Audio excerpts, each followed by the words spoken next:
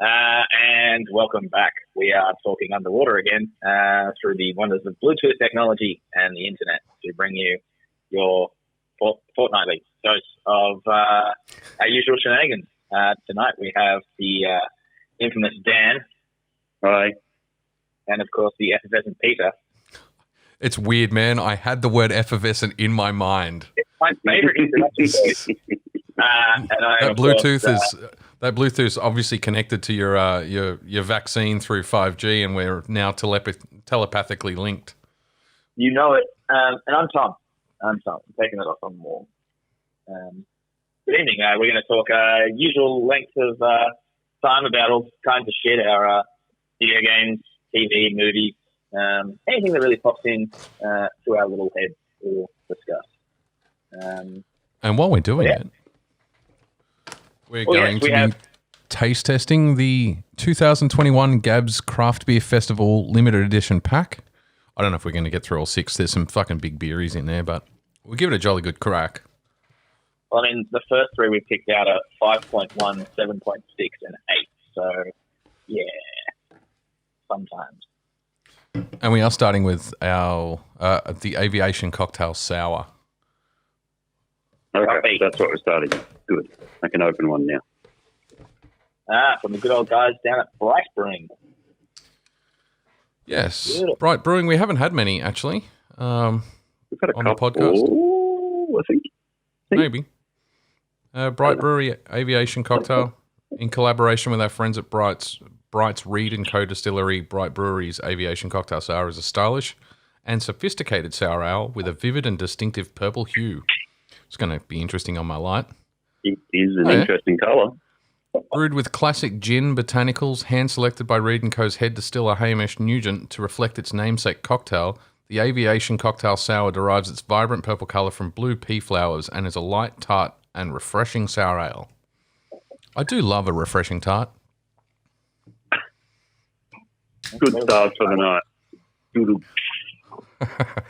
I should get some sound effects going, or we can really turn this into a horribly tragic podcast.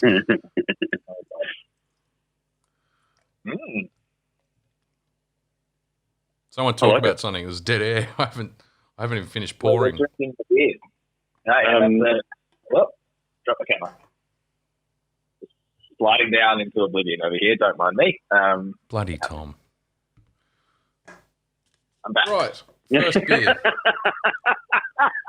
There was such a dramatic pause there, and Pete's gone bloody Tom. It's just like 2 seconds, just complete silence. Like, I'm back. Yeah.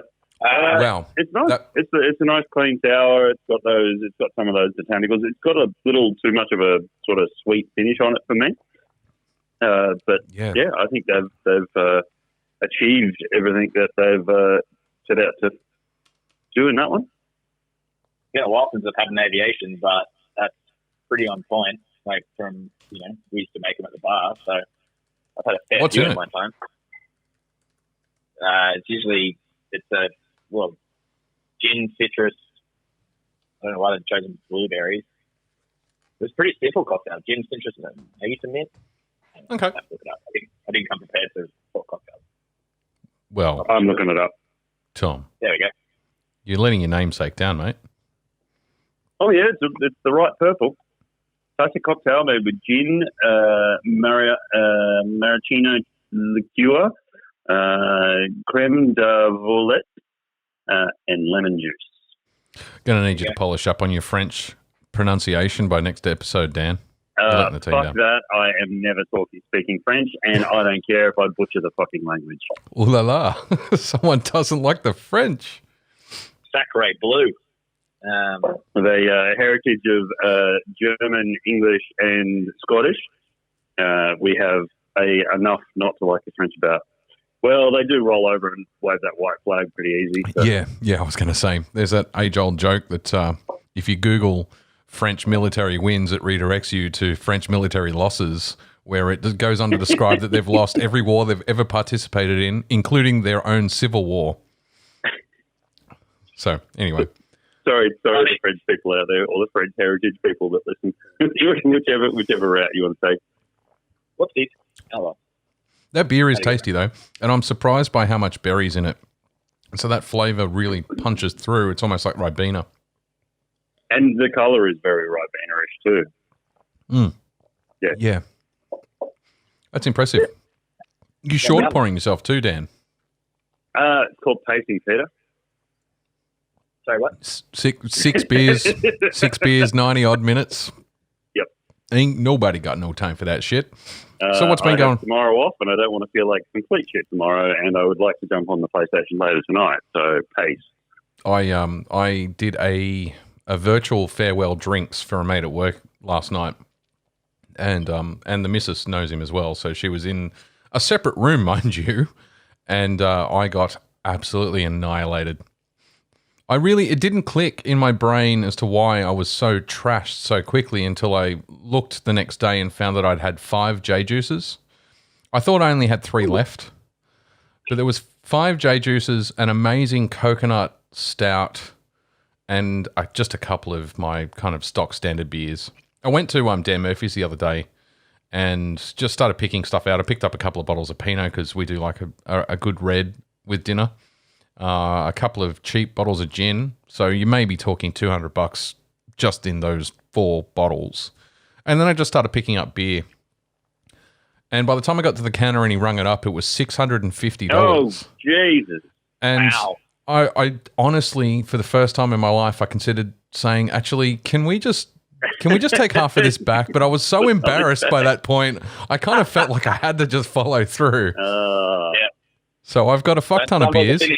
Come on, push through. Don't So yes, I won't be eating anytime soon because I can't afford food, but I have beer. No, I'm just kidding.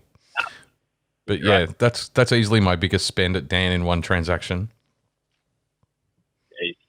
The missus was not happy. Well, she will be after a couple of bottles of gin. Yeah, that's true. That's true. Anyway, what's been going on in the pop culture world, fellas? I have no idea because I've been completely out of it for the last week or so. Okay. Take it away, people. You're just going to riff off us, Dan. I'm gonna scratch this off my list. I've gone analog here. Wow. Yeah. Well, I've got everything on my phone, and then I'm using my phone. There was a developer yesterday, I think French from memory, so we probably shouldn't have just shut on there. And, Ubisoft Montreal? No, Nacon. On Nacon. Oh, yes, Nacon.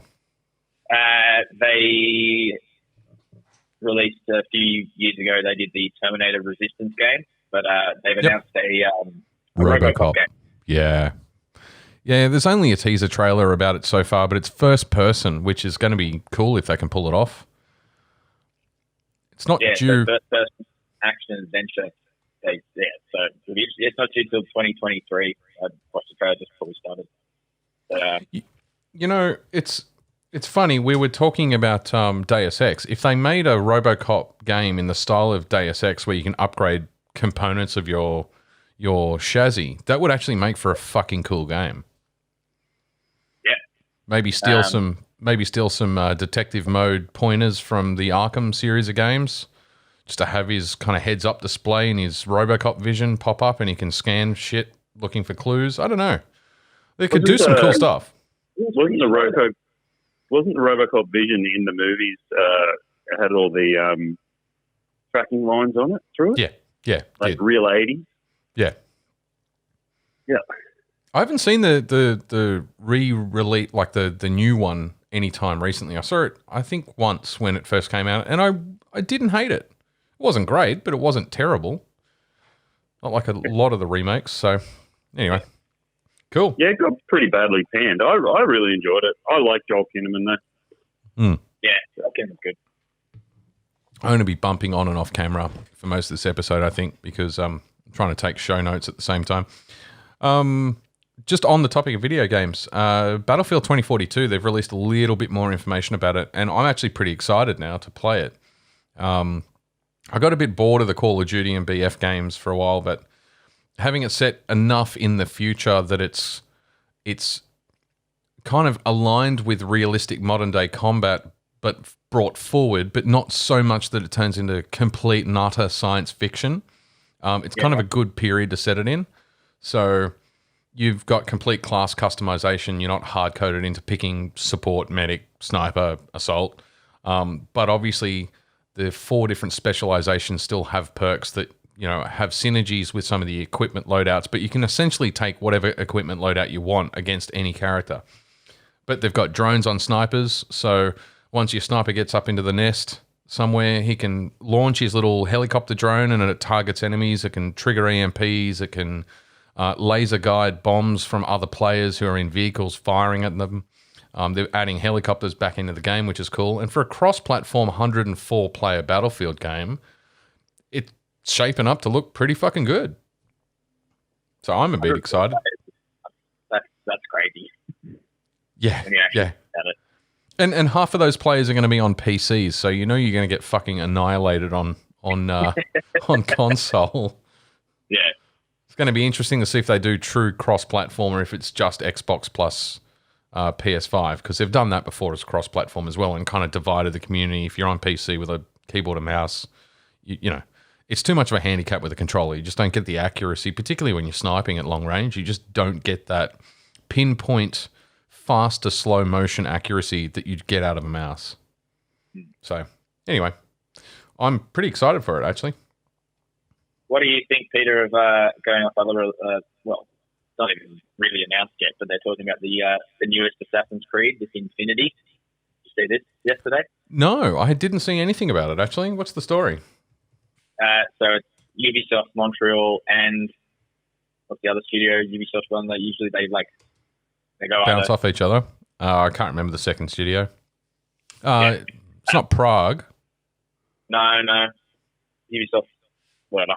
Anyway, so the two ones that have done, one did Origins, one did Odyssey, and then one did Valhalla. Right. They're going to be combining on this. And the key word I took away from the little thing, which got me like, yeah, okay, this is turning me off now, is they're like, it's going to evolve. So it'll go across multiple time periods. But then, like, I don't know if you've ever seen any of the Fortnite, like, the seasons. So, like, you'll spend a bunch of time, not gameplay-wise, but, like, you'll spend a bunch of time in, say, Valhalla's world, and then after 2 months, it'll go to Odyssey. And then it'll go to, after 2 months, so, like, they have, like, 2 month seasons. So it's going to be a live service game. Oh. So no more single-player campaign? Is that what you're saying? I don't know. They haven't announced enough information. That was the first thing I saw on it. But I was just like, that is an interesting left turn for the series. Yeah, big time. That's bizarre. It's an interesting turn when it seems most of the fan base is saying, hey, stop now. Stop fucking with the chemistry of the game. Yeah, these three are a good turn from what it was. But now let's introduce some of these back into big cities and old Assassin's Creed gameplay. Let's not have any of this more this RPG element. Let's go back to what it was. And they've gone the other way. An action game, and they've gone a fucking complete other way. Yeah. That would have been. Yeah. Anyway, I mean, I hadn't even heard of it, and there's so little to show here on. It's already funny. up. I would happily have continued playing Assassin's Creed releases indefinitely with different historical settings. Like I was happy with the formula of the game back when it was all about stealth and, you know, hiding in plain sight and fucking shivving some guy. As soon as they started adding all these RPG elements, and it was before, and we've talked about this to death on the podcast, so I won't go into too much detail, but I'm at a point now where I'm prepared to say it's time for them to wrap that IP up altogether. And it's not because they ran out of interesting stories to tell or interesting historical, you know, backdrops to tell the story in. It's because they fucked the game mechanic to a point where I just don't give a shit anymore. And this is a game series I cared enough about to get fucking an AC-inspired tattoo on me. So it's been an important part of my gaming life. But I'm over the fucking the bullshit now. It's interesting you say some of that, because I messaged you the other night saying I just started playing Valhalla. Yeah, and I enjoy it, but I enjoyed all of the others for the first sort of 10 to 12 hours that I played, and then in the end I've gone, nah, fuck this shit. I'm not doing anymore. And I think what sort of got me with this world. And don't get me wrong, I spent 4 or 5 hours just wandering around Norway without doing any of the story missions. Finally got to the story missions, and you actually got moved out of Norway quite quickly. So I'm assuming you can go back there at some stage. Yeah, you can. What actually got me was the setting. I kind of went around expecting to get onto the top of a mountain and to see Witcher style that there was like harpies circling one of the crags up the top there, and there was some nests there or something like that. And I think that's really what that was missing. They're trying to introduce all these supernatural and godly elements and things like that, but they're kind of still towing the line with it being a non-supernatural game. Yeah. Look, it's another fucking fort. It's another enemy camp. It's this completely generic. And I know with Valhalla they seem to have introduced a few different types of human enemies, obviously. Yeah. With the heavies and the infantry troopers and the fast dual wielders and some bosses thrown in there for good measure. But it still didn't have just wandering around Norway, as beautiful as it fucking was, and the real feeling it had of actually being there. But I just expected to see a cave and want to go in there and find a dragon. Find three trolls in there having an argument like you do in one of the Witcher ones. Have you played any of the like mini story mission side quest things? The mysteries. Yes. Yeah, I played a couple, and they're good. Like I enjoyed some of them. There were a couple I found. I found a guy on top of a cliff that just wanted me to throw all of his goods off because he wanted them to go to the afterlife before him, and he packed them in boxes and packed them in straw so they didn't break, and you had to throw them off the cliff for him, and then he jumped off the cliff after him. Just a nod to Norse culture. When men got to a certain age, they didn't want to be a burden on their clan, so they used to throw themselves off cliffs. Yeah, and I mean he was sick and elderly and talked about not wanting to be a burden on his children. But that's based on reality, though. Yeah. So I believe it. Yeah. And I mean it was good. Like the character was interesting. The little side mission to do for like a couple of minutes was interesting and fun and broke it up, but still, it was a map marker. It still wasn't one of those just wandering along a path or going to say, "Hey, that looks interesting. I'm going to go and have it." It's not nothing's marked. That looks like an interesting rock formation, or the developers have designed the trees in a certain way that they look interesting from a distance. It catches your eyes to bring you over there, and I feel that's what's missing in that world. It's so big and open, and you just. Once again, I mean, this is my same problem with Odyssey is you're just going marker to marker to marker to marker and not really caring about the journey in between those markers as where Witcher, it was all about the journey. It wasn't necessarily about getting to that marker. And it was the stories that crossed your path within that journey to that marker. It wasn't I remember there being markers in Witcher 3. All the little side quests were marked on your map. Not all of them. No, definitely not all of them. There was a lot marked on there, but there was a lot of stuff that was not marked that you would just come across. Okay. Yeah. 100% there was. Okay. Yeah, no, I agree with that. Yeah. I don't recall. I know I've platinumed it, which means that I've done every side quest, but I don't remember them not being marked. No, but these weren't necessarily quests in themselves. These were just background texture. Things that were there. Like it was just a sword or something that was in a castle peak that wasn't marked, that was surrounded by harpies, things like that. I mean, it was just those going up to a harpy nest and finding something, or chasing down one of the griffins or the cockatrix or things like that.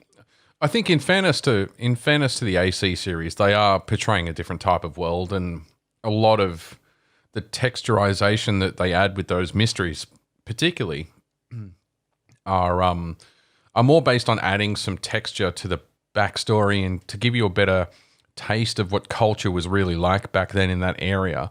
I've certainly noticed that even walking into towns, there's a difference in like just NPC behaviors between the DLC that's set in Ireland versus England for most of the game, the base game. And again, that's different from Norway. So you'll see the clash of cultures between the Norse who have invaded England and the local English, coexisting in a town, and you can see the differences in their cultural, manner of carrying on their day-to-day lives. I thought that was interesting.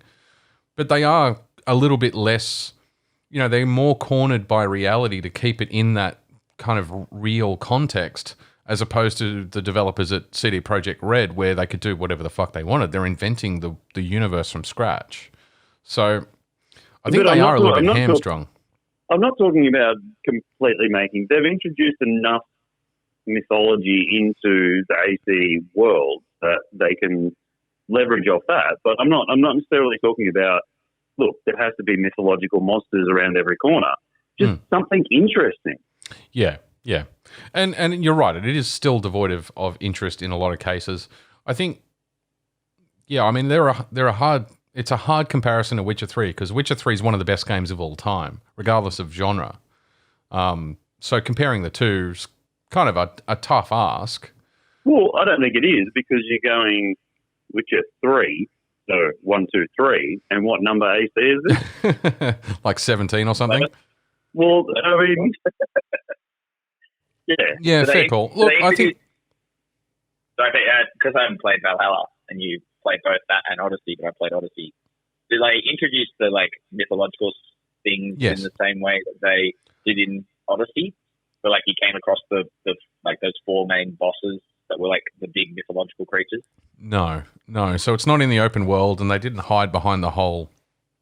The animus is busted, and it's creating these weird distortions, which is how they passed it off in Odyssey, and in Origins as well, because you had those huge Anubis coming out of the desert, and in this vortex in the desert you fought. No, so in Valhalla you drink a concoction of magic mushrooms, and you go into a dream state, or a trance state, and you become Odin, and you're transported to Valhalla itself, and you've got the Rainbow Bridge, and all the Loki, and you fight Loki's son, who is the wolf that's supposed to kill. I haven't gotten that far yet already. So yeah, you've studied the mythology, so you know the fucking stories anyway. Yeah, I know, but I still want some surprises. Sure. So yes, they do have the mythological background, and also there's fragments of King Arthur's fucking Excalibur sword sprinkled through the real world too. So there is some callbacks to proper mythology, but it's it's buried very much in the reality of the time. I don't know how I feel about, what did you call it? AC Infinity? Is that what it's called? It's the working title. Okay. Yeah, I don't know how I feel about that with seasons. They've introduced the concept of seasons in Valhalla. So there was a Christmas festival where it started snowing in your main city, and you had all these one-off events, and you could go and collect some cosmetic armor. And Yule. Yeah, it was Yule. Yes, it is Yule because it's not Christian, so it's Yule. Although there's plenty of Christians in the game. Oh no, but it was the Yule. Yeah, festival. you're in. Yeah. So they've introduced the concept, but at the same time, there's a bunch of mechanics they've had in past AC games that they've just completely abandoned, that I think they've lost something in the game because of it. What? You know what they fucking abandoned was exactly what we were talking about last week, the fucking cool assassination animation. Yep. There was one that I saw, one of the very first announcements for E3, and it was literally Ivor walking up behind them and just kind of flashing them with the hidden blade. And I couldn't believe that made it through. I could not believe that was one of the major assassination animations. Some of them are good. But he's still wearing the fucking hidden blade on the wrong side. He's wearing it on his left. No, he's wearing it on the outside. The blade comes out from behind his fist instead of. It's no longer a hidden blade. That. It's literally not a hidden blade because it's not hidden anymore. That was the whole fucking point. He explains that. I know, but it's just such a deviation from what we used to. But there's no faction system. I think they missed a trick. They could have introduced multiple parties of NPCs within larger cities that each belong to a faction, and you can only, you have to curry favor with your chosen faction, and it has permanent consequences on which quest lines are available to you. They could have, proper storytelling in lots of video games have different paths to get to the finale, and those paths are dictated by which faction you're aligned with. I mean, there's so much more they could do mechanically to make the game more interesting in an already interesting backdrop. I think they've got the backdrop down pat, and they always have, but what they've lost along the way is a style of gameplay that complements that backdrop in a way that means the game's actually fun to play. I think that's what they've lost. Yeah, and I was going to say, I dropped the faction thing because that's sounding very RPG. If you want to move away from RPG-ness, every RPG I've played, you have to either go and do faction stuff. True, but at the same time, if you go all the way back to the original game with Altair, if you had introduced the concept of factions in that game mechanic, like in the rest of the game mechanics of having to overhear conversations to figure out who to kill and, potentially desynchronizing if you accidentally assassinate the wrong guy and then the game throwing red herrings at you, but then have that built around the concept of factions, that would be a fucking cool game. And then have those factions aligned to the realities of the history in the period that it's set. So the Catholics weren't happy that the fucking Norse were coming in with their pagan ways. Well, they're not pagan, because that's really the wrong word to use, isn't it? But you have the Picts, you have the Catholics, you have Norse bringing their cultures, and they were already clashing in the backdrop of this game, but it never really erupts into much. You could have aligned yourself with one of those factions and still had to assassinate the local bishop or whoever. And you notice the other thing is you go on these fucking raids in AC Valhalla, it's a representation of the Vikings literally sacking, Catholic monasteries. But if you kill any of the Catholic bishops or priests, then you desynchronize. Oh, really? It's just a weird line in the sand to draw. And I get, you can't go around killing civilians in any of the recent AC games, right? And that's always been a line in the sand for them. But the idea that you could depict Vikings literally invading another land, raping and pillaging their way across the city, across the continent or the island, taking over, installing their own kings, but you can't kill a priest, just seems like a weird, arbitrary line, and very unrealistic. Killing anyway, given their dodgy path. So we're not getting into those kinds of politics on the show, but yeah, I just thought it was a weird place to draw the line. That's all. I think it's time for a second beer. Dan's buffering. We've lost Dan. Yeah, no, I can hear you. Okay, well that's reassuring. You dropped out for a sec. Yeah, you're back. Start our second beer. Are we having that weird line, Pete? I completely agree. And I Nope. Dan's got some networking issues. I'm not far enough through. Yeah, we lost your video feed and your audio's stuttering, so it tells me it's probably your wireless network. Tell your missus to stop streaming video games or whatever she's doing. Nothing. I can hear it in the kitchen at the moment. Oh, okay. That's weird. What are we looking at next? The Sundae Imperial Stout. Yeah, the Nitro. Okay. Well, I'll lay my paper towel down so I don't have a Tom beer can explosion after I shake the nitro can up. Excuse me, it didn't go anywhere. I caught every drop. So this is the Sea Legs Brewing Sundae beer on Nitro. I have PTSD from these stickers as well. Why? Last lockdown, the guys at One Drop called me up and said, "Are you really bored? Do you want to do like a day's work?" And I was like, "Yeah, guys, that's amazing, thank you." But I had to sticker all their nitro cans with these, and it's just doing an entire pallet of cans. Well, pizza's going to explode. That was a really hard shake. It says shake vigorously, doesn't it? Hang on, let me check my forehead. Shake well for a few seconds. Well is different to vigorously.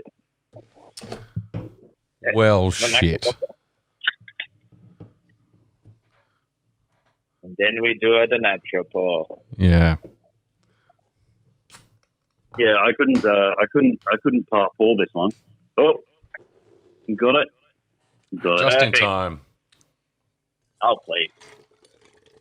A little bit less. Oh, I love that sound. Vigorous.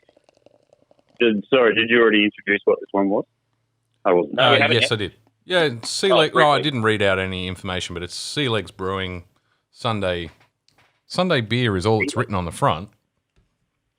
Listen to Green Sleeves and get your gold coins ready. Brewed with chocolate malt, toffee malt, heaps of lactose, and dry hops, and fermented with Citra, Sabro, and Cashmere hops. Sundae beer is a scoop above the rest. Additions of raspberry and strawberry puree, vanilla, moonshine, coffee beans, and cow nibs really are the cherry on top. Pour it hard for a frothy nitro finish. Yes, it doesn't just contain moonshine. They haven't poisoned it. 7.6%. It's a corker too. My head's gone immediately though. Yeah. Yep. I get a lot of fruit then. I've managed to maintain this tiny little bit. Look at that tiny little nitro head. That's an interesting flavour. Yeah, it's an interesting combo. I'm not entirely sure they all work together on my side. No, I'm not really enjoying it. It is a gap beer, so it is meant to be stupid. Mm. There's just too much going on. I'm very much looking forward to the banana split one, though. Yeah, me too. It's got a real hard bitterness from like the raspberry seeds or something. Like super hard bitterness. It's almost astringent. Yeah, it is astringent in a way. It's not quite drying, but it's quite hard. What it reminds me of? It reminds me of, and I think it's the Sabro. I had one of the Mountain Culture did a porter with Sabro, and it ended up tasting like Jägermeister. It gave like real herbal. Oh, really? Came out of it, and I'm getting that same smell. So now I'm like, am I just drinking a giant Jaeger bomb? If we lactose Jaeger bomb. If we went on Jaeger bomb, a strawberry lactose Jaeger bomb. Yeah, if we weren't on camera and I wasn't so far from the sink, I'd probably dump this. To be honest. Yeah, I'm not entirely sure I'm going to finish it. I definitely agree with Tom. It's the exact same flavour. It's the bloody Sabro. The Sabro. Yeah. Anyway, I'm not a huge fan of Sabro. I think the right combinations in certain things can work well. There's been a couple of Napas released. We brewed one for a customer a couple of weeks ago that had Sabro in it, and that worked well. And I'll have a couple of them, but just the quite creamy character of it, which is weird to come from a hop, but is not particularly to my palate. Fair enough. So I have a question for you fellas. Has anyone seen Tomorrow War? No. Oh, that's Sorry, a real I was going to watch shame. it. Emma said she didn't want to watch it, and when we are sitting down to watch the TV together, I've been trying not to pull out the stupid shit that I watch. Yeah. It's was it a Netflix movie? I think it was Netflix. Amazon Prime. Amazon Prime. I was impressed. I don't know. I'm in two minds, and it's an interesting movie to talk about on the podcast because it is a little bit vexing. The cast is perfect. Hang on, I'm just bringing it up on IMDb. It's Chris Pratt, isn't it? It is, and I'm pretty certain it was J.K. written. Simmons. Yeah. Is it J.K. Simmons? J.K. Simmons. I'm sure I saw him in the trailer. Is. Yeah. Chris Pratt and Yvonne Strahovski. Look, good cast, and they're all believable. It was enjoyable in a Starship Troopers kind of way. And by that I mean you can't take it seriously. I love Starship Troopers. That sounds awesome. I love Starship. Yeah, Starship Troopers is awesome. Let me read you out what I said to Ben because there's no spoilers in it. Because the one thing it really suffered from was pacing. I think it's one of those movies that you could spoil anyway, isn't it? Isn't it just basically by the book? Yes, until it hits the pacing issue that I'm going to bring up. So it's almost two movies. It's like a 2-act film with a real bad anticlimax that draws out way too long, smack bang in the middle of the movie. So, I mean, Ben said that he thinks it should have been 2 films. And I tend to agree, because at least that way they could have built, a standard 3-act storyline through each of the 2 movies and had it phased that way. But he goes to the future, as you know, from the short, and then he returns from the future, and he kind of wraps up that storyline, maybe past halfway, but definitely 3/4 at the very latest. And then you kind of have this, it just drops the pace. There's just no urgency whatsoever left, and then they go and do some more stuff in present day, and it just felt really off. It was off-putting, the pacing. So I said, trying to set up a sequel though, like.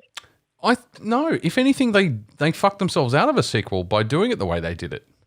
They could have left it. He could have returned back to the present day with the magical MacGuffin that he was in the future to try and get, and then they could have just left it there and then done a whole sequel of how he uses the MacGuffin to defeat the aliens in present day. That would have been perfect. But instead, they completely wrap up and close off the storyline. And yes, you could find a nice, convenient, hook to get back into a second movie if it's popular, but I just don't see it happening. It wasn't that strong. The comedy beats, as you're used to seeing these days in action movies, has always kind of, comedy moments in the midst of the seriousness to break it up a bit. They were perfect. They were surprisingly good, because some movies just get that really badly wrong. These were genuinely funny moments and one-liners. Chris Pratt have that pacing down, like for the delivery, like that's right up his alley. It is, but a lot of the kind of comedic value came out of the supporting cast, not him. So definitely they're playing off him, but yeah, I just what did I say to Ben? They really needed to jump straight into action on return from the future, and they just drew it out too long, and they lost momentum. So, and I said to you guys, as a serious movie, it really does suffer. It doesn't stand up to the good science fiction movies we're used to seeing. And ironically, like, what was the Tom Cruise Tomorrow? Edge of Tomorrow. Edge of Tomorrow? Oblivion, were the 2 sci-fi movies I held them up, and they're almost clones of each other anyway, but they're fucking great science fiction movies, in my opinion. This doesn't stack up nearly as well. But as a popcorn movie, it was good, it was fun, it was a bit weird. You could have turned it off 3/4 of the way through and walked away from it, and you would have been happy. I just think they could have spent so much more time kind of exploring the aliens. They built this cool concept, and then they just kind of fell short on execution. So that's a bit disappointing, but well worth watching. Just, bring some popcorn, get stoned, do what you do, and just enjoy it for the popcorn movie that it is. Yeah, I'll just wait till Emma goes to bed and then I'll watch it. Fair enough. Yeah. That's my bit on Tomorrow War. I can't remember the last podcast, because we hung around a little bit afterwards chatting, so I can't remember whether we spoke about it or not, but I chucked it in the chat because it got announced the day after, or a couple of days after, was the Ghost of Tsushima Director's expansion. Cut? Yeah, Director's Cut with the expansion. So there's meant to be some sort of graphical update and that coming with it, plus the PS5 version. So, Pete, even though you have yours, you probably can upgrade it to the PS5 version with the... you can. With the Director's expansion. Cut, yeah. And then the announcement that it's just funny that we were talking about these 2 games, and then a couple of days later they make this announcement, the potential remake of Dead Space. Yeah. Yeah, that EE thing's meant to be coming up. I don't know when, I can't remember what date it's meant to be, but then it'll be having a little... Yeah, it's in a couple of weeks. It's like the 27th of July or something like that. There's a state of play tomorrow from PlayStation. Oh, is it? Yeah, they said they're talking about one of the PS5 games that they kind of announced. It's the Time Deathloop. From the guys who made Dishonored. Yeah. You guys keep talking. I am going to go off cam and dump this beer because I just can't drink it. Yeah, when you're back, I'm going. Yeah, fair. You're all weak. It's not weak. I just don't want to. If I'm going to get drunk, I want to do it with at least decent quality beer that I'm enjoying. Yeah. What did you say? The Deathloop. Yeah. Did you play the Dishonored game? No, but they've always been on my backlog to go and play. They are very good, very very good. Stealth action with a real excellent occult twist on them, and multiple entry points to your objectives, and yeah, really really good. A beautiful art style. And you can really see that reflected in Deathloop. And I'm really looking forward to Deathloop. Actually, I think it'll be a nice, fun addition to that sort of gameplay. Well, just looking at the trailer for it and how the way it's you've got to kind of constantly be moving. Everything I've seen on it so far is just it's you never stop. You can't stop in that because you'll get taken out by one of the assassins. Yeah. You're gonna be. Unmute. It's back. And then just looking at that, because I just finished Ratchet and Clank today. Yeah, I saw that.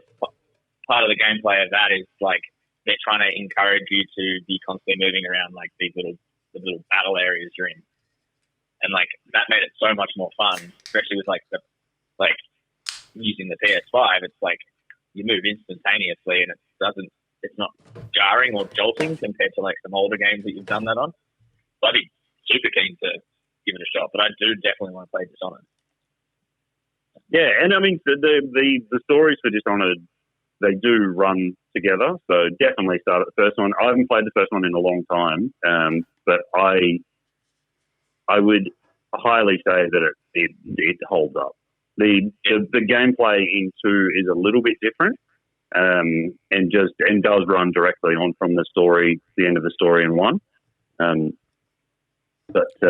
What game are you guys talking about now? Dishonored. Yeah, okay. Haven't played either of them. 3 of them. The 3 Any of them? Yeah, Dishonored 1, 2, and it was a standalone expansion called the. Or the mark of something? Yeah, the mark or something of the. Oh fuck! It's been so long now. There's a guy in sort of the Nether realm who gives you your powers, and the last one is all about him. I'll just fucking look it up because I have my computer right in front of me. So it's conveniently located, isn't it? Are you up to date on Loki, Tom? I am.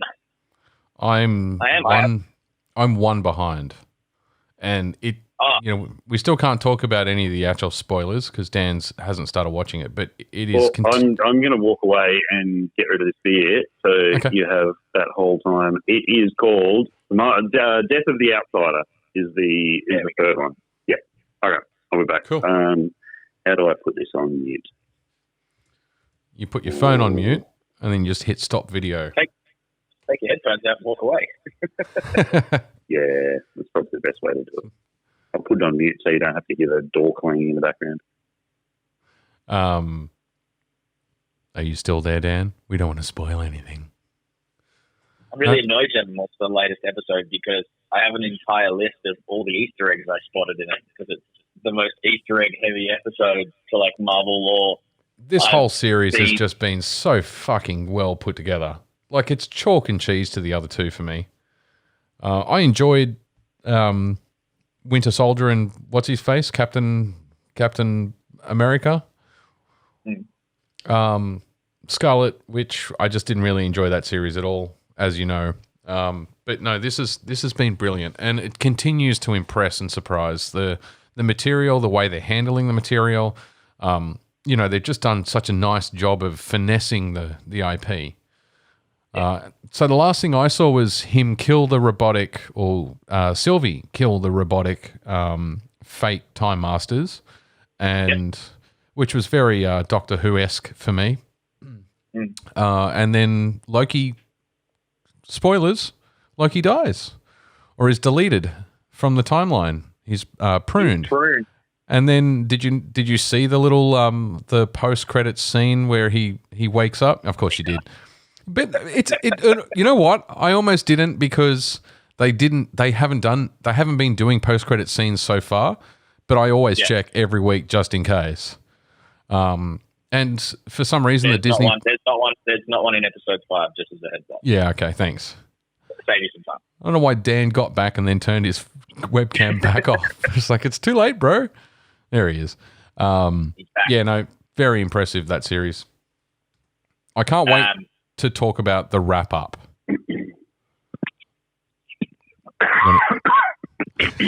That really didn't help at all. Didn't it? No, I'm just going to mute that out of the final cut. Yeah, that's all right. You're in for the episode 5 is delightful. Yeah, okay. What's his name? Richard E. Grant. It was in episode 5. It's not the biggest spoiler, Dan, but he is sensational. He is fucking hamming it up and having the absolute time of his life. You can just tell there is one of the best like momentous scenes in like a Marvel show to date is just him having the time of his life doing what he's doing. It's really nice. I really want to fucking talk about it. But it's so much better when you get to it and don't have it spoiled for you. But yeah. The other thing I would say is Tom Hiddleston is an impressively good actor. I mean, he's always played Loki well in the Marvel movies, but you actually get to see his full range in this series. And from serious to jokes to vulnerable to boisterous to arrogant, it's just... He really does have a hell of an acting range, and it's been impressive to watch. It's been fun to watch. Yeah. It will be... One thing I really enjoyed, though, like we always talk about how Marvel love to throw their, like, things into their marketing that you maybe think are going to be huge, like, or in a very important part, and the latest episode kind of, like, shows when they do that, and then you turn around and it's like, oh, that didn't mean shit. Like, what? So it was a red herring. It's not surprising. If any series was going to contain red herrings, it'd be Loki, just by nature of the character. Episode 5, like, the amount of little Marvel Easter eggs, and one that made me go, oh, that's fantastic. I didn't think they'd ever put that in there. It's good stuff. Highly suggest you getting on top of that one, Daniel. Yeah. Well, I think we're about halfway through Falcon Winter Soldier. Enjoying that. We'll get to it. We'll probably finish Falcon Winter Soldier off this weekend, and Louise is really wanting to watch Loki, but I want to finish this one first before we go. No, you should definitely finish it first. And I mean, look, they're not long watches, right? They're only 45 to 55 minute episodes. There's only 6 of them. You may as well finish it. And then let's have a proper conversation about Falcon and Winter Soldier when you finish the series. We can talk it, kind of finally wrap it up with spoilers and not worry about what you have and haven't seen. But then get stuck in Loki. And I can almost assure you that, time permitting, once you start Loki, you'll just want to plow through all the eps. Yeah, probably. It's the first page turner. I was definitely thinking that, Yeah. Let's talk about this beer quickly. Owen Wilson is fantastic in it. He is great. Oh, Owen Wilson? Yeah, fuck yeah. Yeah, he is. He's very good. You can talk about it because I haven't cracked it yet because I'm still finishing. You were bragging about sculling, and I see Dan's already poured his.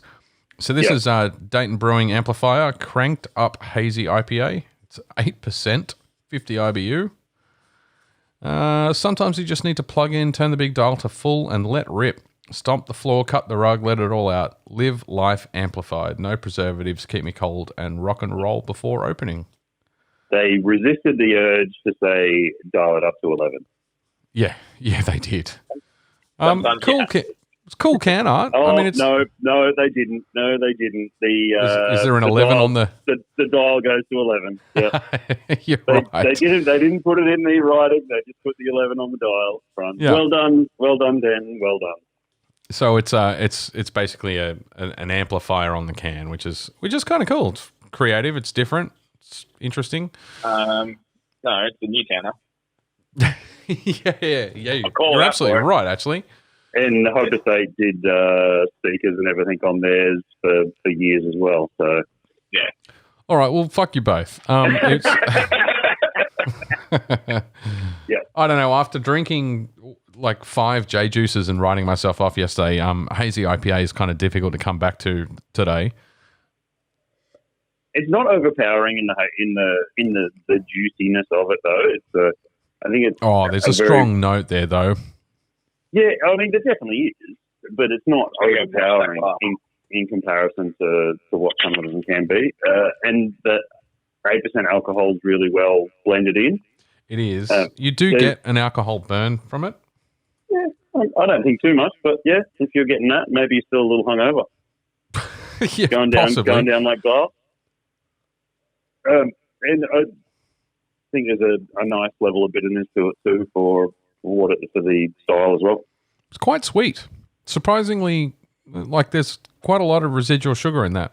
Yeah, I mean, all these always have that tendency to feel sweeter with the amount of oats and the juiciness of the hop character and everything in it. So it's good. I mean, Dainton can't really do anything wrong at the moment, can they?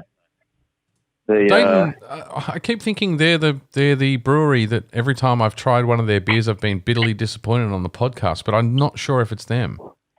I don't think so. I mean, I've tried so many of their beers waiting for one of them to be bad, and so many of them are exceptional. Yeah. Some of them are good, not exceptional, but then so many of them are exceptional. I'm sure we had a peach sour or something that tasted absolutely nothing like peaches, and I could have sworn it was Dainton. Oh, might have been. I'll have to go back through our... I've had some questionable Dainton beers. Just not so much that they're poorly crafted, just that they didn't match the label at all, or didn't kind of meet the expectations they set. But like I said, I genuinely don't know if it's Dainton or not. Could be talking out my ass. They definitely shoot for the stars on pretty much everything they do. So I suppose you're not always going to hit it, right? Yeah, well, that's exactly it. So they always go big or go home. It's, very rarely in between for them. Probably give Tom a chance to share his thoughts on the beer, and we might just take a quick break after that. We're at 53 minutes, and I don't want another fucking 2.5 hour episode.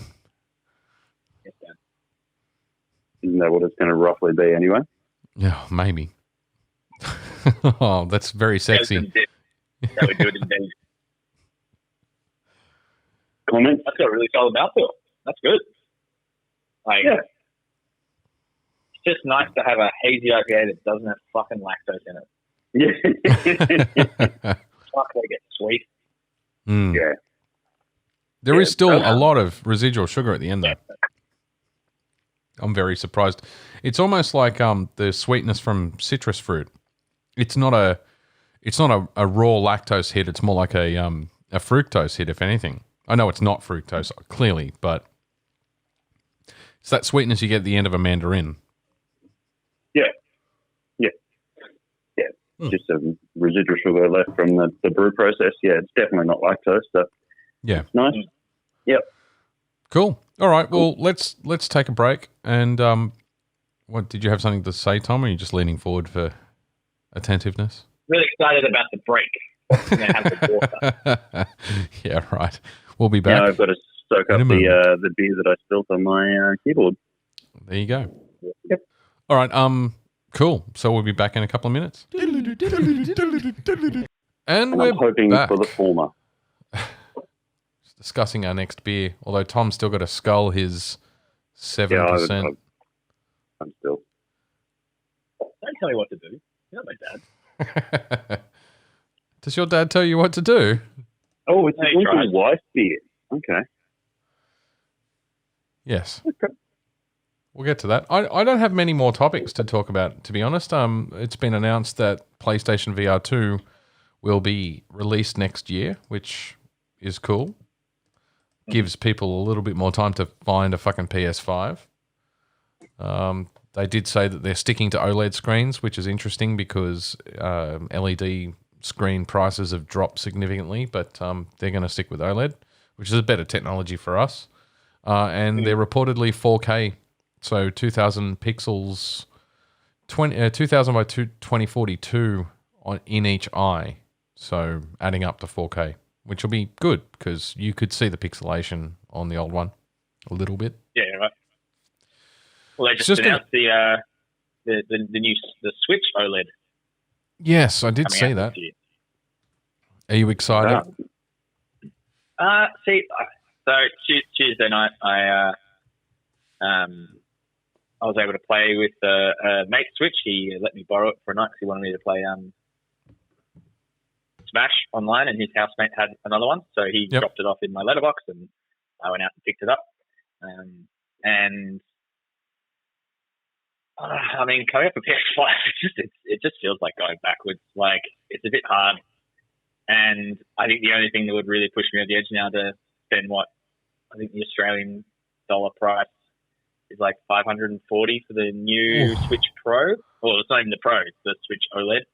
That's too much for a fucking portable console. I mean, you're still looking at sort of just under portability, just under $400 for a standard. Yeah. I get that it's a fully fledged console when it's plugged into a TV. Plus, it's portable. So I can understand that draw, but $550 isn't far off the PlayStation 5 or the Xbox fucking XYZ LG BQTI model. So you've only got to remember 3 letters. Which 3 letters? X and S. And isn't there one other? No, maybe there's only 2. X and S. Yeah, it's the Series X. What is it? The Xbox Series X and Series S. Yeah. Something like that. Anyway. Black Widow's released tomorrow, so that'll obviously be a topic for discussion next episode, but it's up on Disney Plus Premiere tomorrow. I think it's in cinemas today. I'll watch it, but I'm not, falling over myself to see it. Thoughts? Anyone excited? It will be my first Disney Plus Premiere. Purchase. I didn't even know they were doing that. I've been doing it for a little while. We waited to watch the latest Pixar one that came off there, the Raya and the Last Dragon. Yep. Didn't have the usual Pixar kick in the guts. It had a little one, but wasn't the usual one that makes you, crumble up and die inside. That in at the end. Usually in the last 10 minutes, and then it turns around and you get a happy ending. But it's that 15 minutes before the end, they're just like, remember you have emotions. Boom, straight in there. I did turn over because I was like, this one is like, we watched, I don't know if you guys saw Onward, the goblins, it was like the mythological one, but it was like kind of modern day at the same time. No, don't even know what that one is. It came out last year, so it was Chris Pratt and Tom Holland were the voices of the main 2 characters. I do remember saying about it, yeah. And it's all like, it's magic, but he drives, like, Chris Pratt's character drives like a beat up panel van. Yeah. And like they live in suburbia kind of thing. But it's all about finding, trying to gain contact with their dad via this magical quest they go on. And then there's the moment where they meet the dad, and I looked over at Emma when we were watching that, and I was just like, no, it's fine, it's fine. And she was just openly bawling her eyes out, being like, why the fuck did they do this? And then I researched it, and it's all about the music that they use. Pixar are very, very good at this. Yeah. They build up to it with non-assuming, like, emotive music, and then just at the moment where it's like the emotional climax, they hit you this. You get the symphonic orchestra just sweeping, pipes up. Yeah. It's a pretty old school tactic, man. One, but Pixar do it just the best. But this one, I was just like, that's not too bad. And I turned over and looked at Emma, and she's just like, no, like, it's fine. Everything's fine. I was like, okay. Well, this one didn't hit me as bad, but okay, good. But yes, no, we waited for that. But that's the only other thing. I think Cruella, the Cruella movie you could get on Premiere Plus. Right. But yeah, I think Mulan was the first one, wasn't it? I still haven't watched that one. No, nor have I. No. Haven't seen Cruella either, although I've heard good things. So apparently Emma Stone is fantastic in that. I do like Dalmatians. So that's the highlight. Is there even fucking Dalmatians in this one? The next one's fucking Dalmatians, Pete. This one's pre-Dalmatians. Oh, really? I'm pretty sure it's all about it's like her early years. Oh. old in Dalmatians. Yeah. Oh. I don't think that. I could be wrong. I could be speaking out of turn here, but I'm pretty sure Dalmatians is later. Well, shit. I'm not going to watch it then. I was. I mean, Cruella. I'm not going crazy. Cruella is the villain in 101 Dalmatians, is she not? Yes, Cruella Right, okay. Deville, yeah. So I am not going crazy. Oh. Well, I was hoping to see real life Dalmatian puppies. They're so cute. No, they made. Oh God, how did we get on this? I'm sure they made a 100 and almost at 1,001. 101 Dalmatians with Glenn Close played Cruella, didn't she? A live action one? I don't know. Yeah, I'm sure they did a live action. They were saying, was Glenn Close the voice of the original in the Disney one? Yeah, not sure. I know what you're talking about. Glenn Close Live has been action involved. 101 Dalmatians. 1996. Oh, no, wait a minute. That might have been the animated one. No, yeah, Glenn Close. Yeah. Yep. Okay. There you go. Go watch the 1996 101 Dalmatians, Pete, if you want to see Dalmatian puppies. Or just search Dalmatian puppies on Instagram and get 1,000 videos. Yeah, the trailers playing automatically. They're pretty cute puppies. I grew up with a Dalmatian. That was my family dog, so I've got a soft spot for him. Our next beer is Urban Alley Brewery, who I've not heard of. Maple banana. We're going the banana split. Yeah, I'm doing it in order. Yep, maple banana split your pants beer. It's a Dunkel Weiss beer, 7.2%. Imagine waking up to find a stack of freshly cooked pancakes, sliced banana, and drizzled with maple syrup. If that feeling and flavor could be isolated, fermented, and canned, the result would be the beer you now behold. Combining classic German-style wheat beers with dark malts and turning up the flavor, we've created a strong dark wheat beer to tingle the taste buds and a guaranteed slam dunk L. Oh, I see what they did there. Very dark. I'm not excited about this beer. I gotta say, I'm not a big fan of the flavor of banana. I find maple sometimes it's just so overpowering in things. It's not in this. Emma still hates the fact that I'm not a big pancake fan because it's not something we grew up on. Yeah, no, that's good. I like that. The banana's not subtle, but it's not overpowering, and it easily can be an overpowering flavor. Yeah. I'm impressed by how much of the Weiss beer flavors come through. It definitely is. I was just about to say it's a pretty good dunkel. I definitely give them marks for that. The maple banana is there in the background. But I would actually really like to try the base beer. I think the base beer would probably be excellent. An excellent beer. But my German brewer would be quite happy with the base beer on this. I'm sure he would turn his nose up at the addition of maple and banana. But he's starting to come around outside of traditional ways of brewing.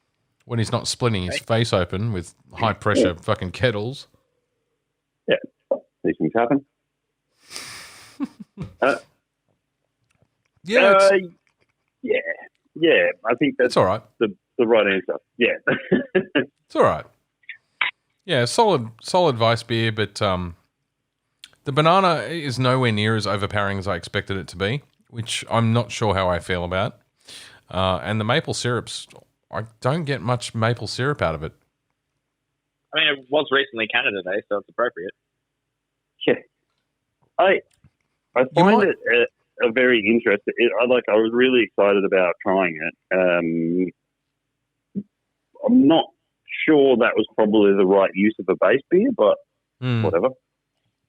Yeah, because the Weiss beer is almost too strong in flavor profile. Yeah. It doesn't really let the banana and the maple sing. Sorry, go ahead. No, you go. I was going to say, it's almost like the maple syrup, they're not going for the sweetness of maple syrup, they're going for the body, which can be quite acidic. In maple, it's got a kind of a full flavored body, and then the sweetness comes through quite heavily at the end. And I don't get much sweetness out of this. It's there, but it's not strong. Yeah, there's definitely some background malt sweetness to the finish of it, but I understand what you mean. Yeah, and there's a little bit of bitterness there from the maple, maybe.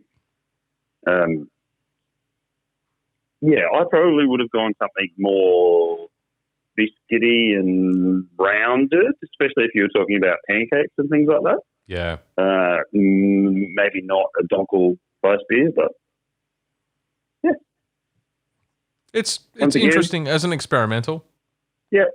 It's Gab's beer. Pack. Tom doesn't look very impressed at all.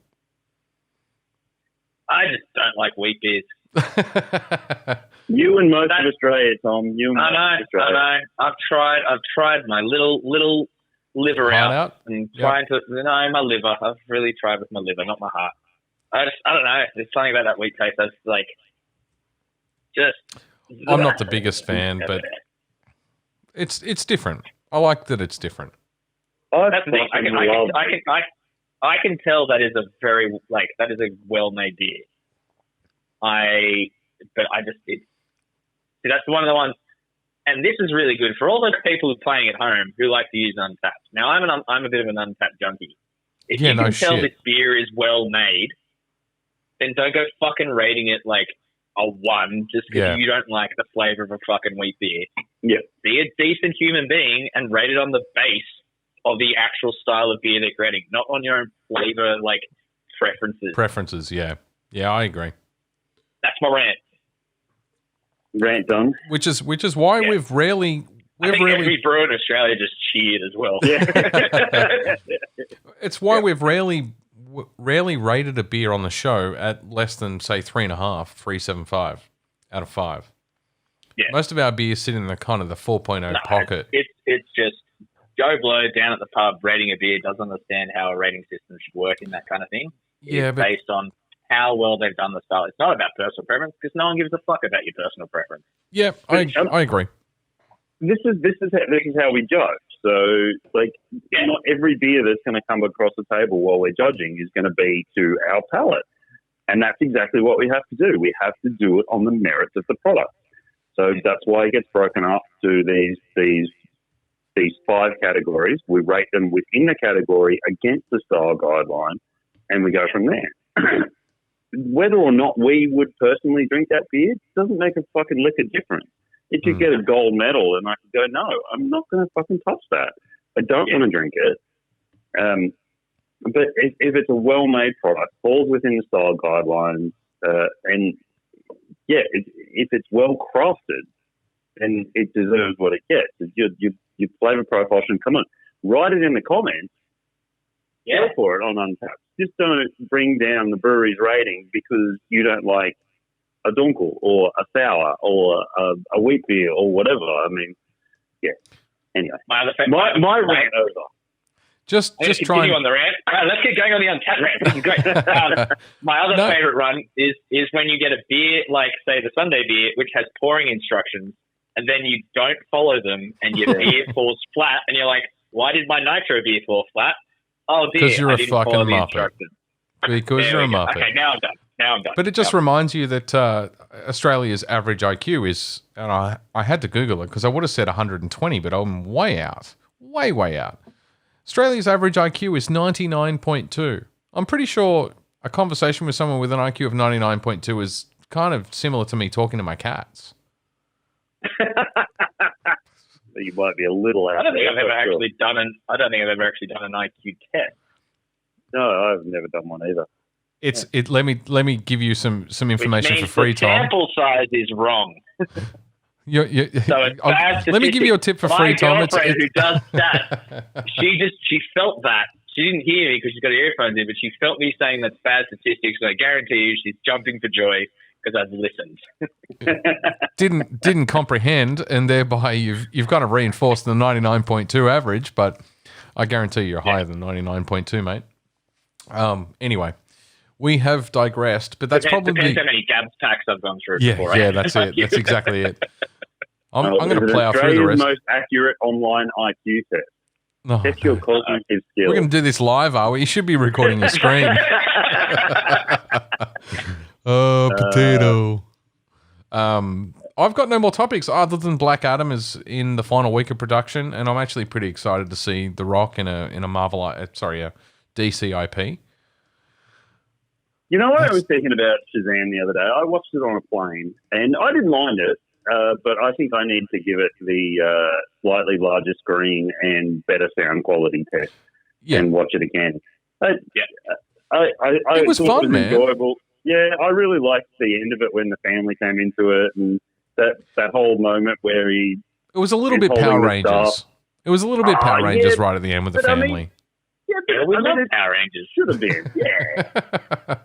I don't disagree with that. I think that was good, and and even the cheesy little bit where he, I think the post-credit scene was where he goes to his adopted family's brother, meet him at school as Shazam, and the Superman walks in and sits down for lunch. I thought that was a very good representation of the big blue Boy Scout, but it's not really shown in the rest of the Superman mythos within that DC universe.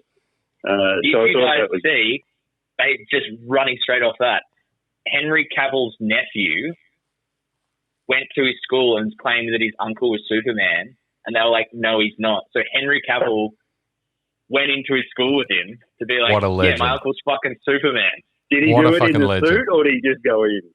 No, he went in to Henry. It's like a photo of him with Henry Cavill with his nephew, and his nephew's wearing a Superman shirt. And they walked into the school, and he's like, "This is my nephew, and I'm Superman." It would have been better if he'd gone in the suit. Yeah. Ironically, I don't know if the suit even fit anymore. He is so much more stacked now than he was when he played Superman. 100%. Yeah. He's filming The Witcher at the moment. So. Yeah. But if you watch his YouTube videos on his fitness regime to get into shape for Witcher, he talked about his progression over the years. Because Henry Cavill started his career by being randomly picked out as having an amazing physique in some Greek movie. He was an extra. Immortals. No, he wasn't. Immortals. He was the main character. Oh, was he? That was a fucking brutal movie. Have you guys seen it? No, I haven't seen Immortals. Mickey Rourke is the bad guy. Mickey Rourke puts people inside a fucking steel ball and then lights a fire underneath it. And they cook it. They cook inside a steel ball. On that note, I'm going to move on to the next beer, which is Cheat Code. I'm short pouring myself. Cheat Code's a hazy triple IPA. Do the NEPA. Yeah, I don't know if I can. No, trust me, as someone who's drunk Cheat Code, because I bought a second can of it. Because you cheated. No. It has the Konami code on the can. It does. Yeah, no, have the mountain culture first. Yeah, I'll do that. Like that deed is a big beer. It's delicious, but it's going to wipe everything else out. I am short pouring myself too, because I can't do that many, 7+% beers on a Thursday night and have to work in the morning. Oh Jesus! I just looked up Immortals and Henry Cavill, and he looks positively fucking anorexic in it. Yeah. So how old is it? Oh, it's super old. It came in I can't look at that. 10 years. So it came in. It sounds familiar. It's similar in aesthetic to 300. Yeah. It's Wasn't it supposed to be heavily green screen backdrop, and I didn't mind it at the time. I don't remember it being a fantastic movie, but I've only ever seen it once. Okay. So I'm drinking Wanderlust, if I can just interrupt you for a second, which is a mountain culture beer, 7% NEPA. It's on tape. Bless you. It's our Gabs debut. Really? This is the first Gabs for mountain culture. Yeah. That's fucking impressive given their beers. So we've got all that. I missed all that because I was sneezing. I said it's Wanderlust is Mountain Culture's Gabs debut. So we've gone all out with this special Mountain Culture NEPA by tossing in a combo of our finest Citra and Sabro hops and using our house juicy yeast strain from all our most popular beers. Expect flavors of grapefruit, a hint of coconut and lime, and of course our signature soft mouthfeel.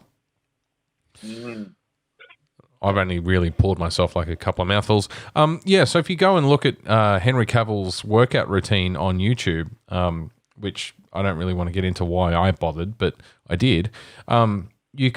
He talks about his exercise routine changing as his muscle configuration has changed over the years, from Immortals, where he started, to Superman and getting cut for Superman, and then again changing it up for Witcher. And he's a hell of a lot stronger and larger built now than he ever was for Superman.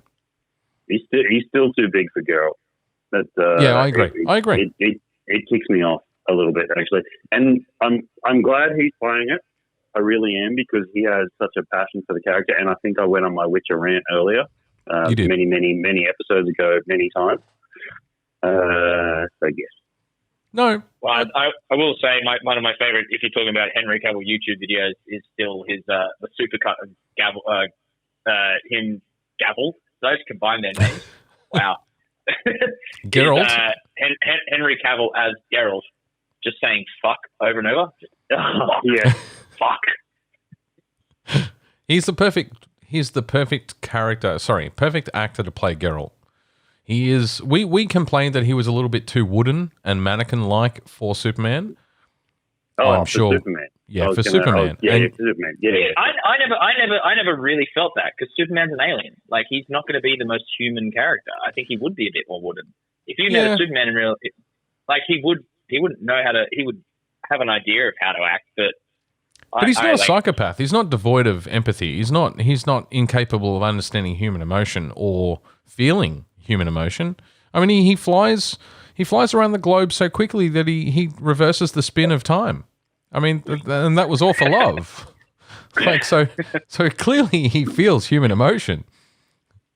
You got me on a technicality there, Peter.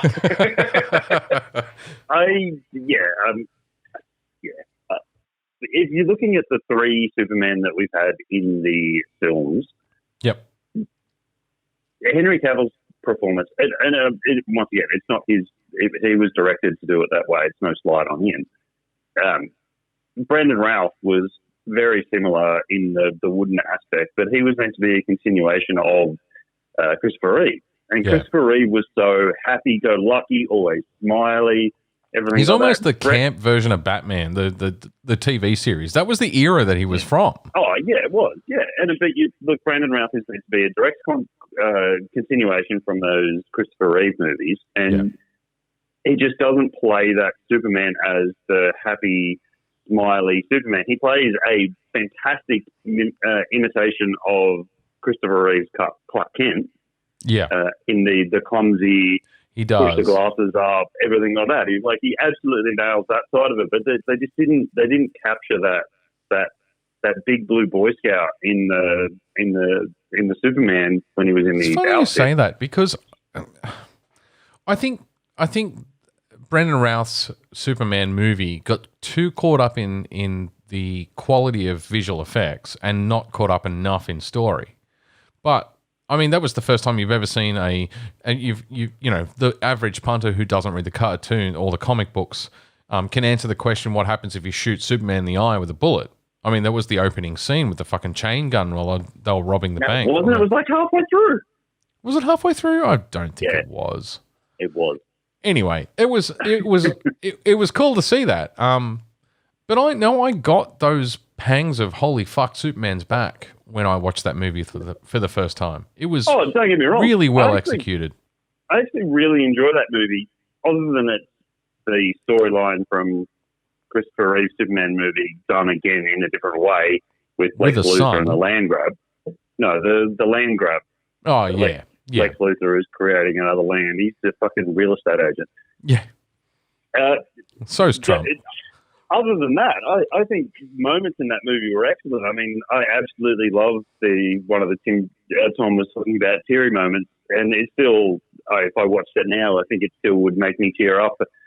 He gets stabbed with the kryptonite dagger, and then the Lois and the James Marsden character pull him into the plane and pull the kryptonite out of him.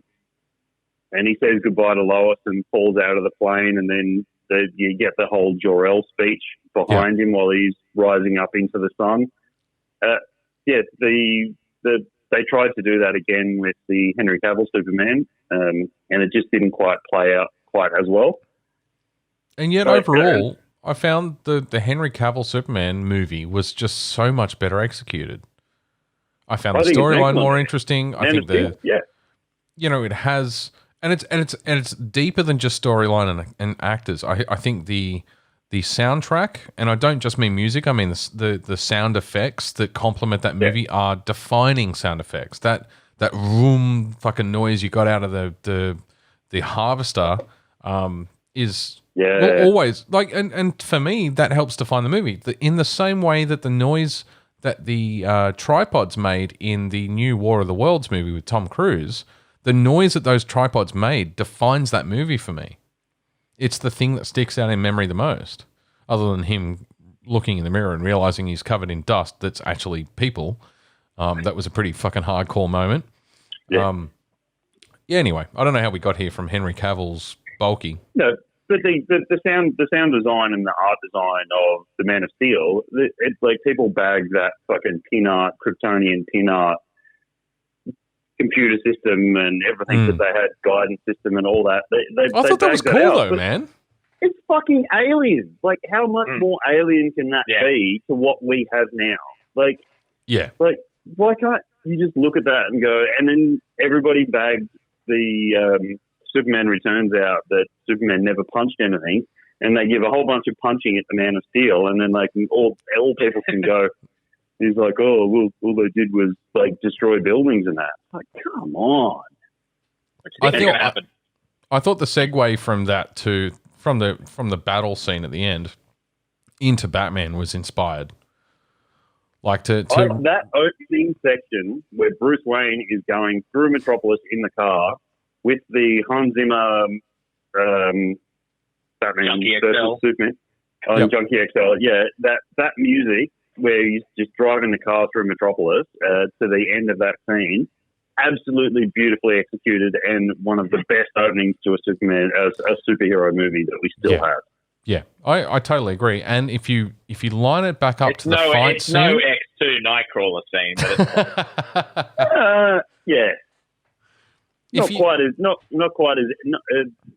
Nightcrawler wasn't quite as epic, but a fantastic execution of. You're pulling a face at me, Tom. I mean, epic as in scale, size and scale. There's no buildings falling down, but I completely agree. The Nightcrawler scene is a fantastic opening and especially introduction of a new character. Especially for its time. Character to the cinematic. Yeah, and for its time, yeah. And brilliant cinematography on that, like just and visionary cinematography on how to execute a teleporting character and done beautifully and well, and probably still the best teleporting character that we've ever had. You know, you put me onto a YouTube, Instagram channel where a bunch of visual special effects artists kind of pull apart visual effects. Corridor Crew. So it's funny you said what you just, where we are in the conversation. They recently released a video showing you what it would look like using two different types of modern day technology, like bleeding edge special effects technology, to recreate the scene from Terminator 2 when Patrick Stewart is not the right actor. Yes. Yeah. Fucking, I don't know why I always Patrick. Thank you, Robert Patrick, as the T-1000 walks through the bars. Him Patrick Stewart in the in the video as well. Yeah. Which is weird because we were just talking about X-Men and I watched Logan again last night. Patrick Stewart in that is sensational. Yes, he is. But yeah, the scene where the T-1000 walks through the bars in the mental hospital, and so they've recreated that using the latest film production visual effects technology. And they got to the end and they basically said, like, it doesn't look as good as the original. Like the technology they used back in the 90s to make T2 actually produces a better result than they would use in a movie today. And they showed you the thing and it's fucking amazing. Yeah. Is it a combination of the technology and the cameras? It was a whole bunch of different layers that they did because the T2 guys had to create that software that made the liquid metal. And the guys were trying to do it. They did Both of them did it different ways. The two guys sort of went head to head to create the same scene, and what they created was good, very good, but nothing in comparison to what the original cut was. And with the millionth of the processing power back then. Exactly, that's exactly it. I mean, our iPhones are more powerful than their SGI workstations they were using back then. And they were inventing the software to do a lot of the graphics, as you said. But the modern day guys, Corridor Crew? Yep. One of them used Blender, which is a 3D modeling application to recreate their own face in 3D and then use texture like fluid dynamics and literal physical effects based on mathematics to kind of recreate that scene.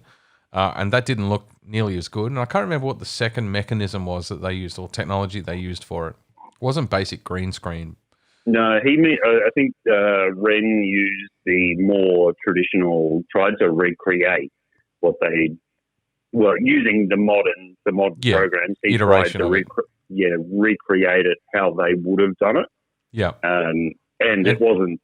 And I mean, granted, these guys did it in a week as well. Like it was for a YouTube clip, so they did it in a week. But you would think that, God, when was that movie released? 92? Something around there, yeah. Yeah, you would think in that enormous amount of years that. No, maybe it was a little bit longer than that. It was 97 was Judgment Day. I would have said mid-90s. Yeah, early to mid. Yeah. Well, I mean, James Cameron recently revealed that he was on ecstasy when he came up with the idea of John Connor. I don't know if you saw that. No. I did not. You roll that one past us? Yeah, so Judgment Day T2 was 91. It was 91, was it? Okay. Which means they were making the film in the 80s. Yeah. Like, that's just mind-blowing, considering the quality of the special effects. And that movie helped launch whole generations of movies containing special effects. That defined the generation. That absolutely set the benchmark at the start of the new generation rolling out of what we had previously into proper CG. Yeah. Seamless characters. CG. Yeah. Yeah, seamless CG. That's a very good way of putting it. That absolutely defined it. I mean, we had, obviously, James Cameron did the Abyss in that with that sort of water. Water/liquid metal side of it previously, but Abyss was a good movie too. 90s. It hasn't held up nearly as well as T2, but it's still a good film. But we got onto James Cameron last time too with fucking Avatar. No, it was Ridley Scott last time. We're doing a director series. No, we talked about Avatar. That's why. As well. Yeah. We talked about Avatar. You said that Avatar was James Cameron's magnum opus, and we tore you to shreds. Yeah. Well, it's not my magnum opus. You can tear him to shreds. Thank you. What did you guys think of the Wanderlust? Have you tried? No. Wait a minute. Don't get off topic. I want to hear the fucking John Connor ecstasy story. No, that's what he just came out and said in the interview. He's like, yeah, when I was coming up with the idea for John Connor, I was so high on ecstasy. That was it. That's all he said. He was just like, I was fucking eating off my tits, love. Oh, good on you. I don't know. Yeah. I'm not sure he's English. I'm pretty sure he's American, but he's definitely. Yeah, but maybe he put on an accent for it. I don't know. As we all do. I haven't cracked my Wanderlust yet. I've got a little bit left of this banana-y stuff. Yeah, you were brave full pouring that can. I'd be fucking more slurry. Oh. No half measures here, Peter. No half measures here. No. After my night last night, there's no way I could have gotten through the whole can. Going off the, we were kind of touching, this is a little weird segue. I watched a very excellent movie the other night that I think you guys would enjoy if you haven't seen it yet. It's called The Good Liar, or A Good Liar. It's Helen Mirren and Ian McKellen. Oh, now we're on to Helen Mirren again. What? Sensational thriller type movie. I highly suggest you guys watch it. It's called The Good Liar. Oh yeah, it's either The Good Liar or A Good Liar. And you can just tell it's the two of them. Like, well, I bet you're both researching it right now. Your faces both lit up with your computer monitors. Yeah. It's on Netflix. Yeah. Yeah. Fantastic film. Really fantastic film. Emma and I just stumbled upon it. Yeah. Yeah, But okay. it's got one of those classic thriller, like it's a bit cat and mousey. Like the preamble is that Ian McKellen plays this like con artist and he's trying to con Helen Mirren out of her money by being this like charming dude who tries to date her. But then like the twist at the end was it wasn't don't ruin it something now. No. It wasn't a twist that you didn't see coming. You could easily piece it together, but the context of the twist was what threw me for six. So I highly recommend you guys watch it. I think it's like a 2-hour film, but brilliantly acted. Watching Ian McKellen go from this sweet, charming old Englishman to then being like the hardcore con man. Yeah, like really, really good. Helen Mirren is. She's just well, they're both brilliant actors. They really are. Yeah. Unfortunately, she's had work or Botox or something, which she didn't need to have. Mm. And correct answer to your own statement there. Thank you very much. Oh yeah, I know. An actual living goddess among us. I'm looking at a photo of her and Ian McKellen standing with each other, and she's wearing this red dress. Oh my god! Yep, I'm with you on that one, Tom. Definitely. Helen fucking Mirren. Yep. There you go. There's an episode. Can you hear me?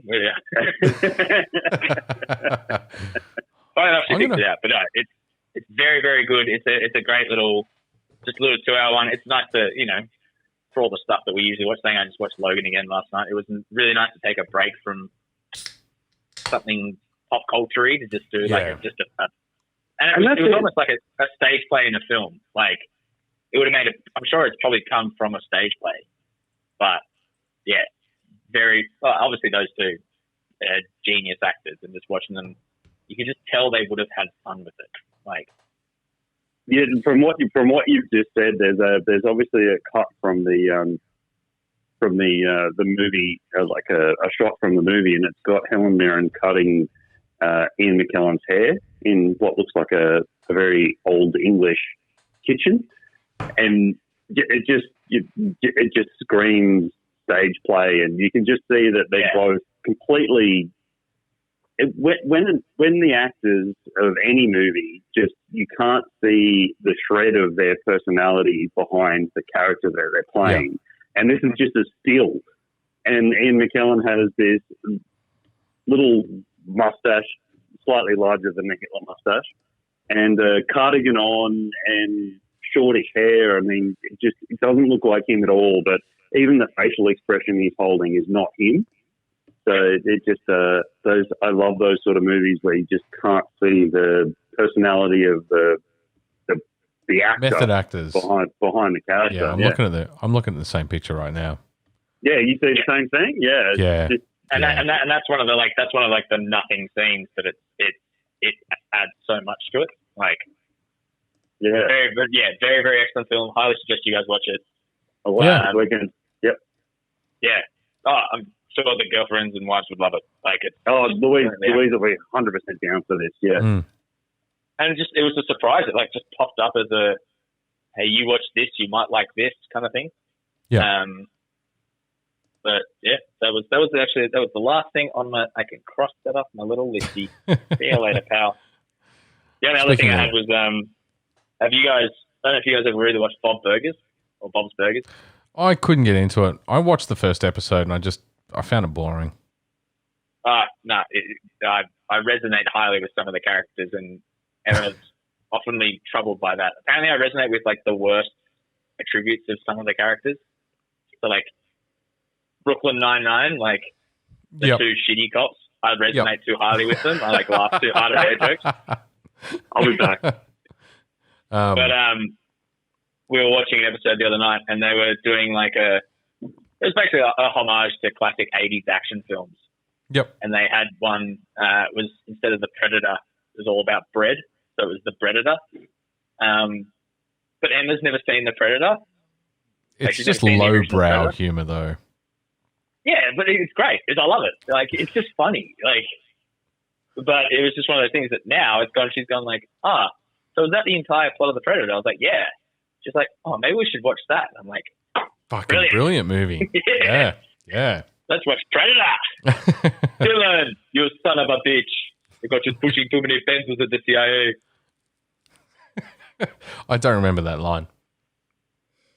I You just don't remember that the line mud. from Predator? No. Oh, that's the handshake scene. That's where him and Carl Weathers, and then they arm wrestle in midair. Yeah. I know exactly what you're talking about. I just don't remember the line. I'm on to cheat code. So hurry the fuck up. I've already had this bit. I'm ahead of you. I time travel, Peter. I time travel. What I think is it is a very well-made hazy with so much booze in it that it's impossible to mask. That's what I think. Oh, we're on cheat code now, are we? Well, you guys haven't talked about Wanderlust, so you need to try Wanderlust and tell me what you think. I've been drinking Wanderlust for ages. Yeah, so what did you think? I thought it was good. I've had it before. Okay. I had it, I don't know if I had it at Gabs or whether I had it when we went to Mountain Culture. I mean, if it's anything like any of the other Mountain Culture hazies, it's going to be stupidly good. And DJ, like, how are you still human? Like, please. Yeah, like absolutely the best NEPA hazy makers in the country. Easy, hands down. Not even a question. It's not a question. DJ is a fucking super awesome guy, and like absolutely hat tip to him. The day that we went up to Mountain Culture, he was manning the grill and cooking all the burgers that were going out. So like he's not just an amazing brewer that's given us some fucking fantastic beers, not just from Mountain Culture, but from Modus for his time at Modus Operandi as well. So just an absolute credit. We're so glad. Well, I'm so glad, and I think I speak for many of the brewers in the industry that you're just so glad that someone like that has come to Australia, married an Aussie girl, and stayed here to build to make some amazing beer. Yeah, exactly. Yeah, and to contribute to the industry, right? Exactly, contribute to the industry and just continue to build it out, and to pick somewhere like Katoomba to set it up, like that was a gamble on his behalf. It was probably a lifestyle choice for him as well. But to do that and to make Katoomba more of a destination area than it already was for a different category of people. But with this, like, you know, the rise of online ordering and shipping and stuff, for him it was just like, it was probably 80% lifestyle choice, 20%. Yeah, live where you want to live because you're going to sell the beer anyway. But don't forget, I mean, you know, Katoomba's a pretty big destination for motorcyclists doing the trip up to Wiseman's Ferry. It's a common stop. Oh, 100%, yeah. So Wiseman's Ferry?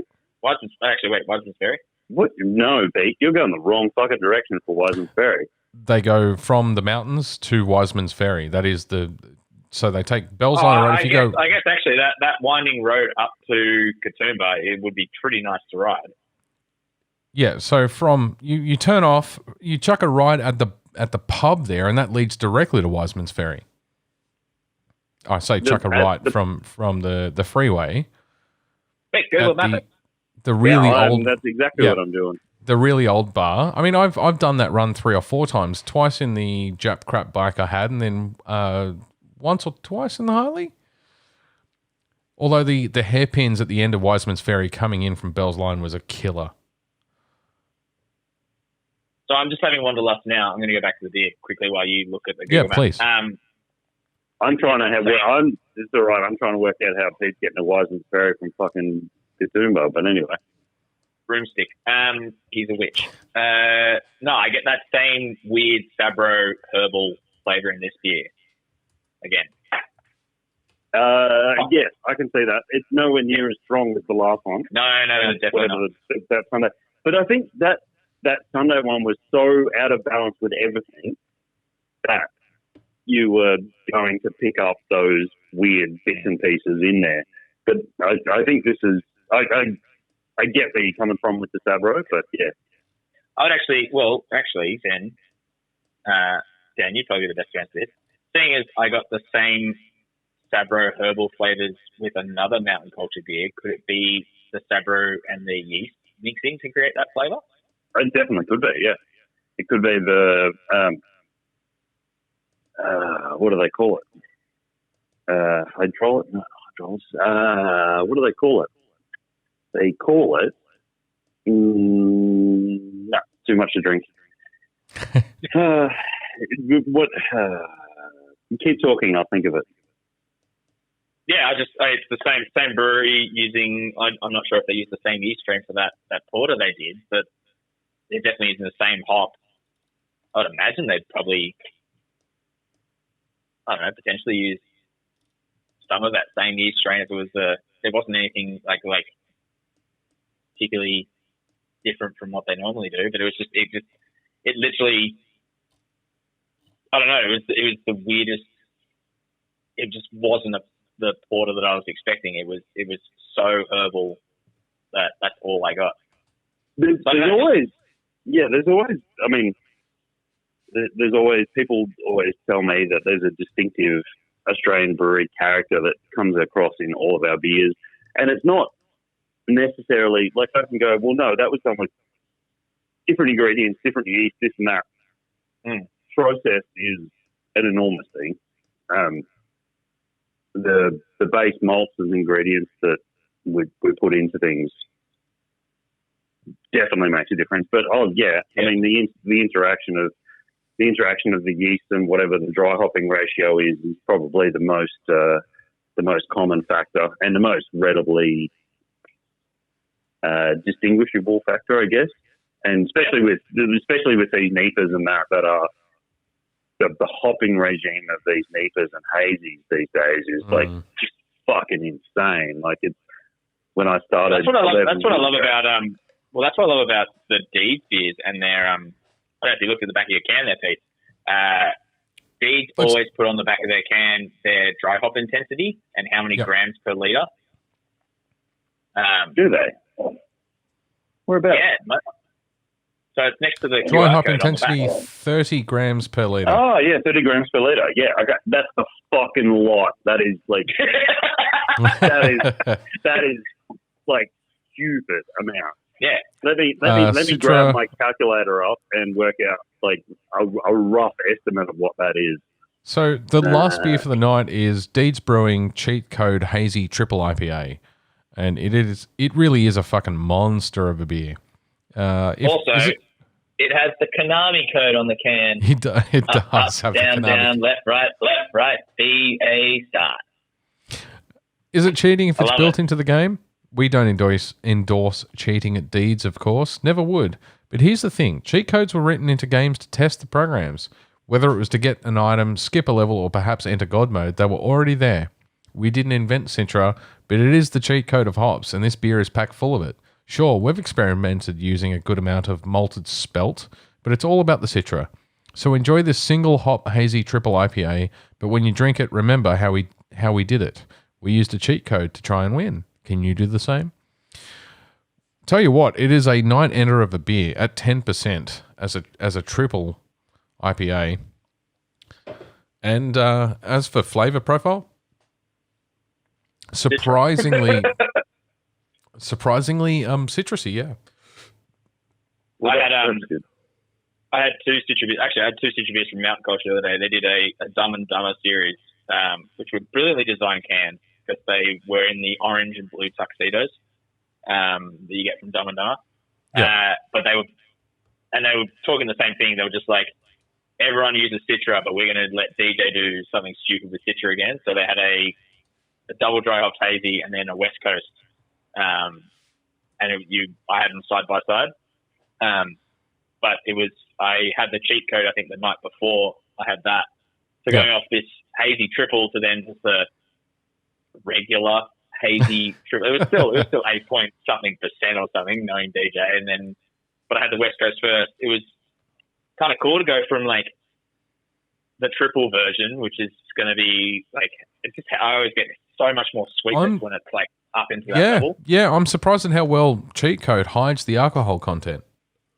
Oh, yeah, Deeds are masters of that. But then going down to, like, not going down, but going across to the West Coast version, with same, all Citra hops, but DJ's version of that, and it was just like, it was a pure, bitter, dank West Coast.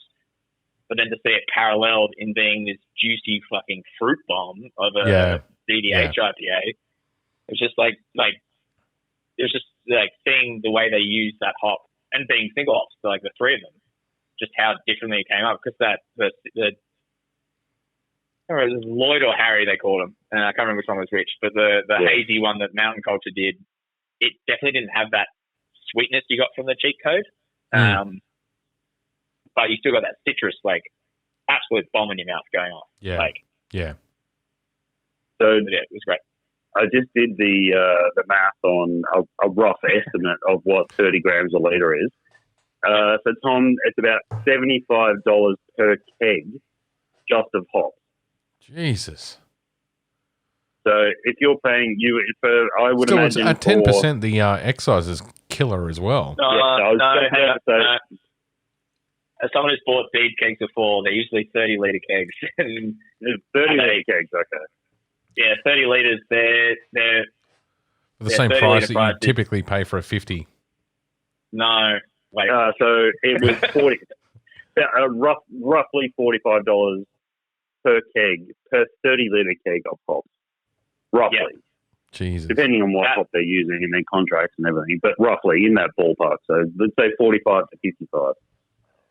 For a 30-litre keg, then I would assume at these prices, this is all based on the hops. It's pretty fair, and it's not outrageous pricing. It's very fair pricing. But I would probably be looking at like a $450 30-litre keg. Fuck. Yeah. Fuck. Yeah. Yeah, and I mean that's one ingredient. Actually, maybe a little less, but no. But it's 10%. Like you're getting paid. Oh, I can work out the excise for you too if you want me to. But that's if they're saying and God, this my boss might be listening to this.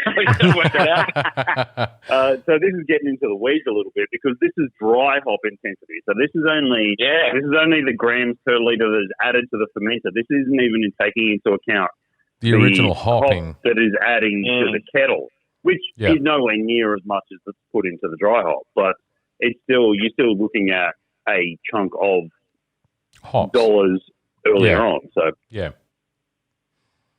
cool. We tend to be nerd out more often in the podcasts in the last 5 or 6 episodes. I've noticed. Also, the more beer we have, we tend to be nerd out. Well, that's definitely true. I'm getting a bit slurry too. I've noticed. So I'm glad I short poured those last 3 beers. I've got to say this is exactly the kind of IPA I like. No, not necessarily the haziness. Don't get me wrong. I'd love a really good West Coast IPA. The Garage Project. The fullness, the thickness.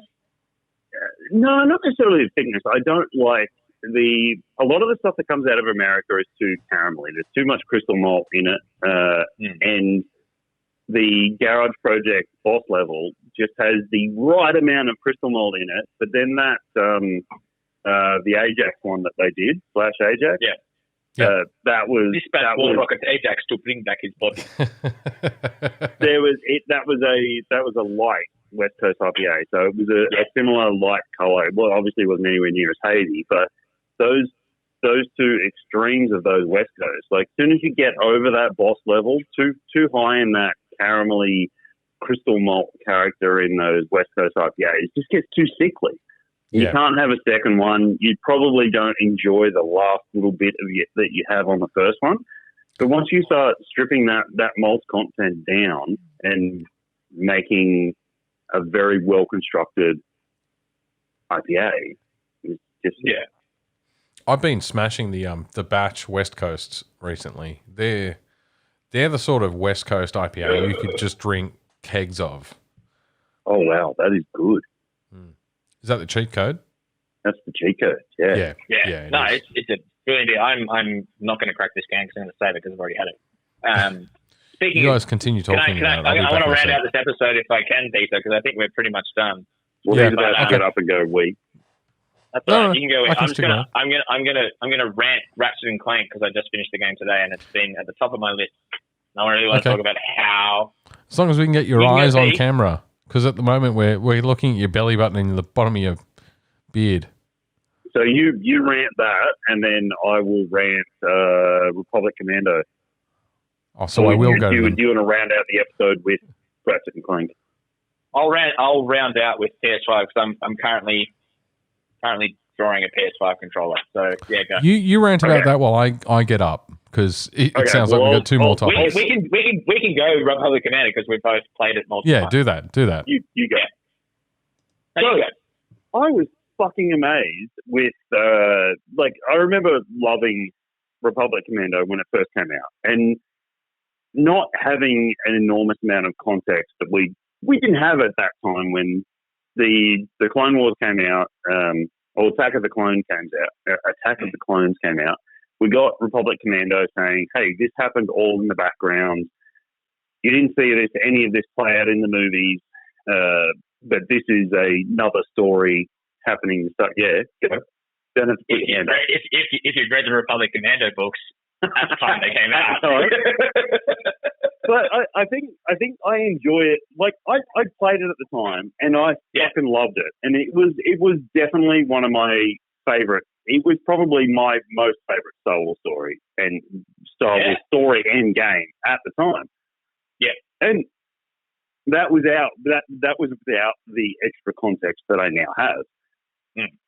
And playing it now and having that extra context and knowing about what's happening out in the books in the background and reading all of the little bits on the loading screens from Wallen Vu and Tung Wei and each of the Delta Squad guys, and knowing that they're a pod team. So they're the four guys that were born together, were still together. They were one of the only pods commando teams that were still left at the end.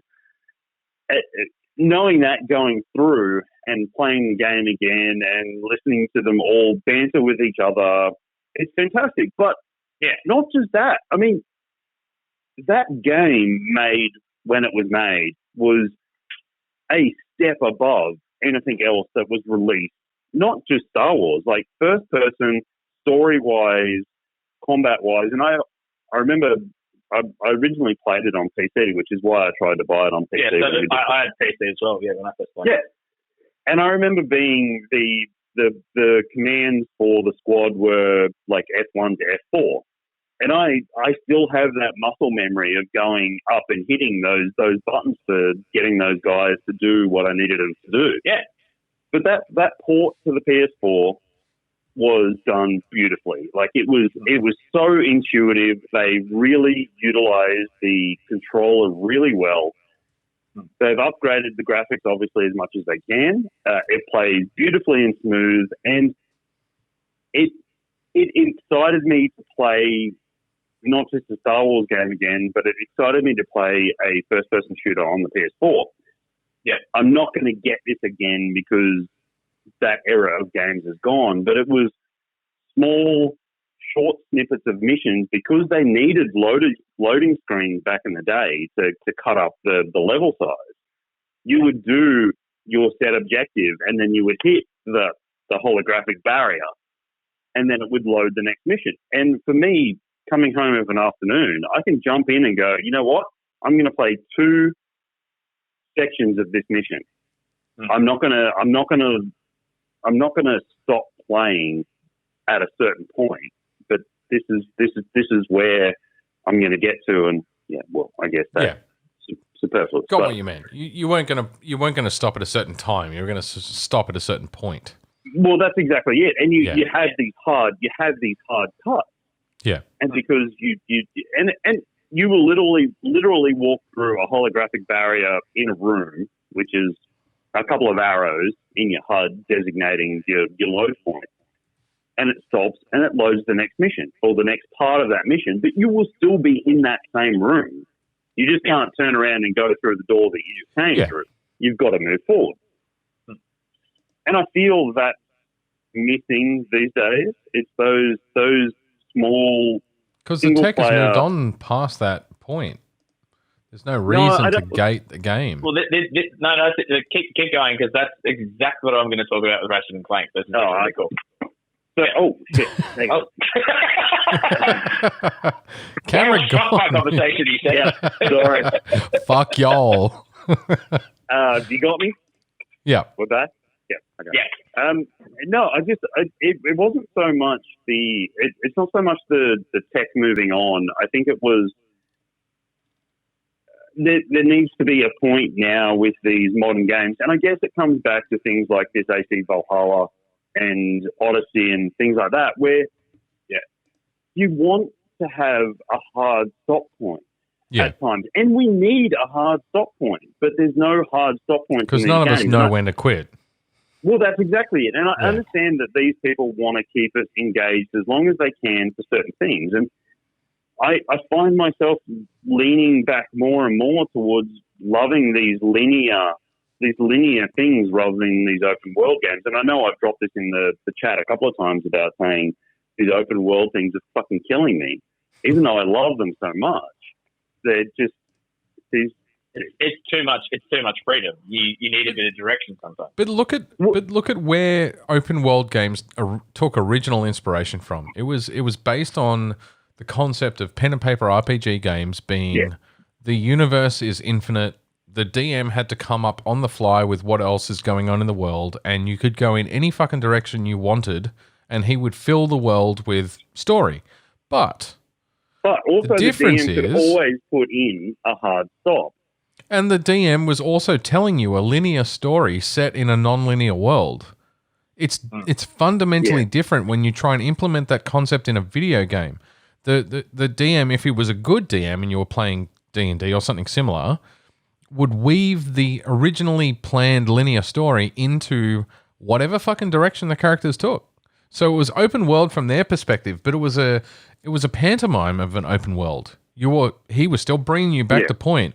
If he's good, the game was on rails, but you could never see the rails. Yeah. Whereas in a video game where it's truly open world, there's no rails. That's the whole point. It's a sandpit environment. But it's not necessarily telling you a linear story anymore. And I do feel that some of them have lost their way. And I think that is...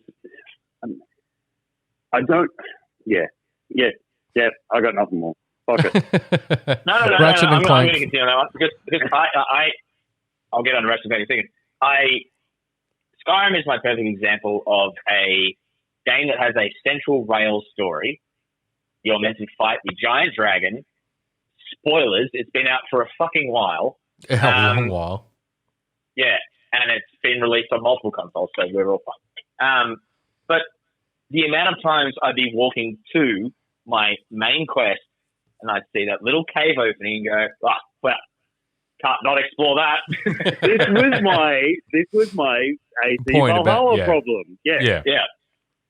You see this little opening and there's like a little bit of light and you're like, But you were always rewarded for exploration. I think that's the difference between AC Valhalla and those style games, which are, Skyrim. It's not new as a concept. Even the original Dungeon Master 2 game that was like 1981, 85, somewhere like that. You were rewarded for exploring, but you were rewarded with an interesting little tidbit. Yeah, and it doesn't have to be a reward, a physical, and I say this in quotation in-game marks item. because an in-game item. You weren't always offered, and especially things like Skyrim, you weren't rewarded in that. You might have been rewarded in a little tidbit of a different story or something that referred back to Oblivion or Morrowind. And people would go, oh yeah, that's fucking awesome. Didn't add anything to my inventory, other than a little bit of XP. It didn't grant me anything to keep going. Yeah. 93, was Dungeon Master 2, The Legend of Skullkeep. I used to love that game. It was one of my very favorite games. And then Eye of the Beholder, 1, 2, and 3. But those were games where you could wander around and explore, and you'd wander around the outdoor garden in Eye of the Beholder. I think it was 1, and you'd find a bunch of random bad guys, and you'd find some interesting little snippet that you'd pick up on, like a note. You'd pick up a note and it would tell a story where a poet was trying, or a bard was trying to send his love to his long betrothed and never made it, and it was like a bloodstained note. It didn't. It was a reward for exploring. Didn't anything for you, but just added so many things to the world, and that's Yeah, I get that. and you're right. AC Valhalla, those style of games these days, open world games, they're almost so big that it's impossible to fill them all with little tidbits of background, because you'd have a bazillion of them. It's not impossible. The thing is not impossible. Because Witcher does it. If they do it or not do it, it's not impossible, because there is games that do it. Yeah, you're right. Take us away with Ratchet and Clank, because we've got a wrap. We're at like 2 and something hours. Ratchet and Clank. Jesus fucking Christ. This was a fucking oiled spring. Every time. Before we started this conversation, he was like this, and then I started Republic Commando, and the spring started to get fucking closer, and then it's just gone. Go. I will preface this by saying I have been a very, very long time fan of the Ratchet and Clank series. I have played all the games that were on the main PlayStation consoles. I have fucking loved every one of them. And this one was no bloody different. It's amazing. Holy Jesus Christ. I due to lockdown, it said that I started it on the 1st of July. Today is the 8th of July. Wow. That saying, I didn't touch my PlayStation for 3 days amongst that. But I had 3 kind of like 9 to 10 hour sessions on it, because I'm essentially employed. What else am I going to do? I'm working 2 days a week at the moment. It's fantastic. The best thing about this game for me was it's designed for the PS5. It's entirely designed for the PS5. The haptic feedback you get of using different weapons, the way the rumble feature is used, and they actually say that in it. They're like, you get to set your sensitivity for the rumble feature. So, like, if you want to feel the gravel under your feet or the wind through your fur, you can do that, and you do. There was one point where in my left hand, it was like a soft rumble as a spaceship went past me on the left side. Oh, that's cool. It's just like, what the fuck are you guys actually doing? It's designed for the 3D audio earphones, so I played probably... Which is so much better when you don't wear them backwards. Yeah, probably. They've got a little L and R on the inside. Yeah. We had the whole conversation, Tom. Fuck you. On the podcast. I used them for probably 85% of the game. Strange enough, I didn't use them today. I finished it today, so I didn't use them for the last 3 or 4 missions I had to play. But quick breakdown without doing any spoilers, you get to play as Ratchet, Clank, the new character Rivet, who is a female Lombax who you discover. Rivet. Nice. Yeah. Oh, it's fantastic. And then it's the thing that really blew me away, and like, it's got to be the processing power of the PS5 that really can do this. But you'll be running a level and you see so the way they showed, like, it's all about dimensions and going to different dimensions and being pulled through parallel things. But you'll be running along and then you'll see this like cracked crystal, almost like stained glass window effect, and you use your thing and pull it, and then you get to go into a pocket dimension, and it's seamless. It's absolutely seamless. It's just like walking into another room, but it's an entirely built other world. And I was like, that's cool. I'm sure they released demo footage of that game when they were advertising the PS5. They were, yeah. And it looked beautiful. They showed it in trailers, but then it's like that was cool, and like, you did that for a few levels, and you get to this one level, and you have to play the level in 2 different timelines, which is a great concept for me. But like, one's like a broken down apocalyptic kind of like everything's decrepit and everything. But then you go back and it's like when it's a thriving community, and you get these crystals to do it. But in previous games, when you hit one of those crystals, it would be like 5, 10, 15 seconds where it would then load the living world. It's a flash. Instant. It's just like a simple like a flashbang going off, and then all of a sudden it's just like it's populated. All the characters are doing separate tasks or moving. They're not just stagnant. It was just like it is the perfect showcase of the PS5 processing power and the way they use the controller. Like I've said before that for everyone who gets the PS5 and they need to play the Astro's Playroom to just get a feel for the controller. That's a fun little game too. And geez, they've expanded the scope of that game too. Yeah, but playing this game for the last week has just been like, it's been insane. I've loved every second of it. And so as a result, I've decided to go back and play a PS3 game. So I'm going back and playing BioShock now. Because I've played too many very colourful games in a row. I need something dark and moody. And, original BioShock or Infinite? Yeah. Infinite? Original BioShock. Yeah, okay. Nice. I've got a remaster for the PS4 and I'm playing through that. But this, like Insomniac are fantastic developers. I had a lot of fun in the last mission or two. I finally unlocked like the final weapon. So in every game they have a weapon called the Rhino, and it's like the ultimate destruction weapon. But in this game, you open up dimensional portals and pull objects through that then blow up on your enemies. Yeah. But you started pulling through items from other PlayStation games. Yeah. Yeah, you were talking about It'd be good if you pulled only from your library. Yeah. But I did. I pulled through Nathan Drake's Jeep today, and I dropped it on a guy. And I was like, "Yeah, got him!" That's awesome. But it's a fantastic story. It was like for the. I'm looking for a time filler game, and it sounds like it might be a good one to grab. No, Peter. No. Once Tom has finished his game, once Peter an excellent game, and you pick this one up. Once Tom finishes his rant here, you have homework this week, and I will give it to you once he finishes this. And I'm pointing there because Tom is up there on my screen, and you are up there. You're down there. Yeah. Pete's over here. No. I am done. It is sensational. If I was to rate the game, it would 100% be like at least a 9.5 out of 10. I fucking loved it, and I will definitely. But I'll replay it. I platinumed it today. I have no need to replay it, but I will replay it because it's such an experience. That's impressive. Really is a big call. Yeah. Fucking massive call. I mean, I'll play it I'll play it on challenge mode where the enemies are harder. But like, it was just and it was Okay. All right, give me my homework and we'll close out this episode. Your fucking homework, if you don't have it, once again, I'm pointing up here because you're here on my screen.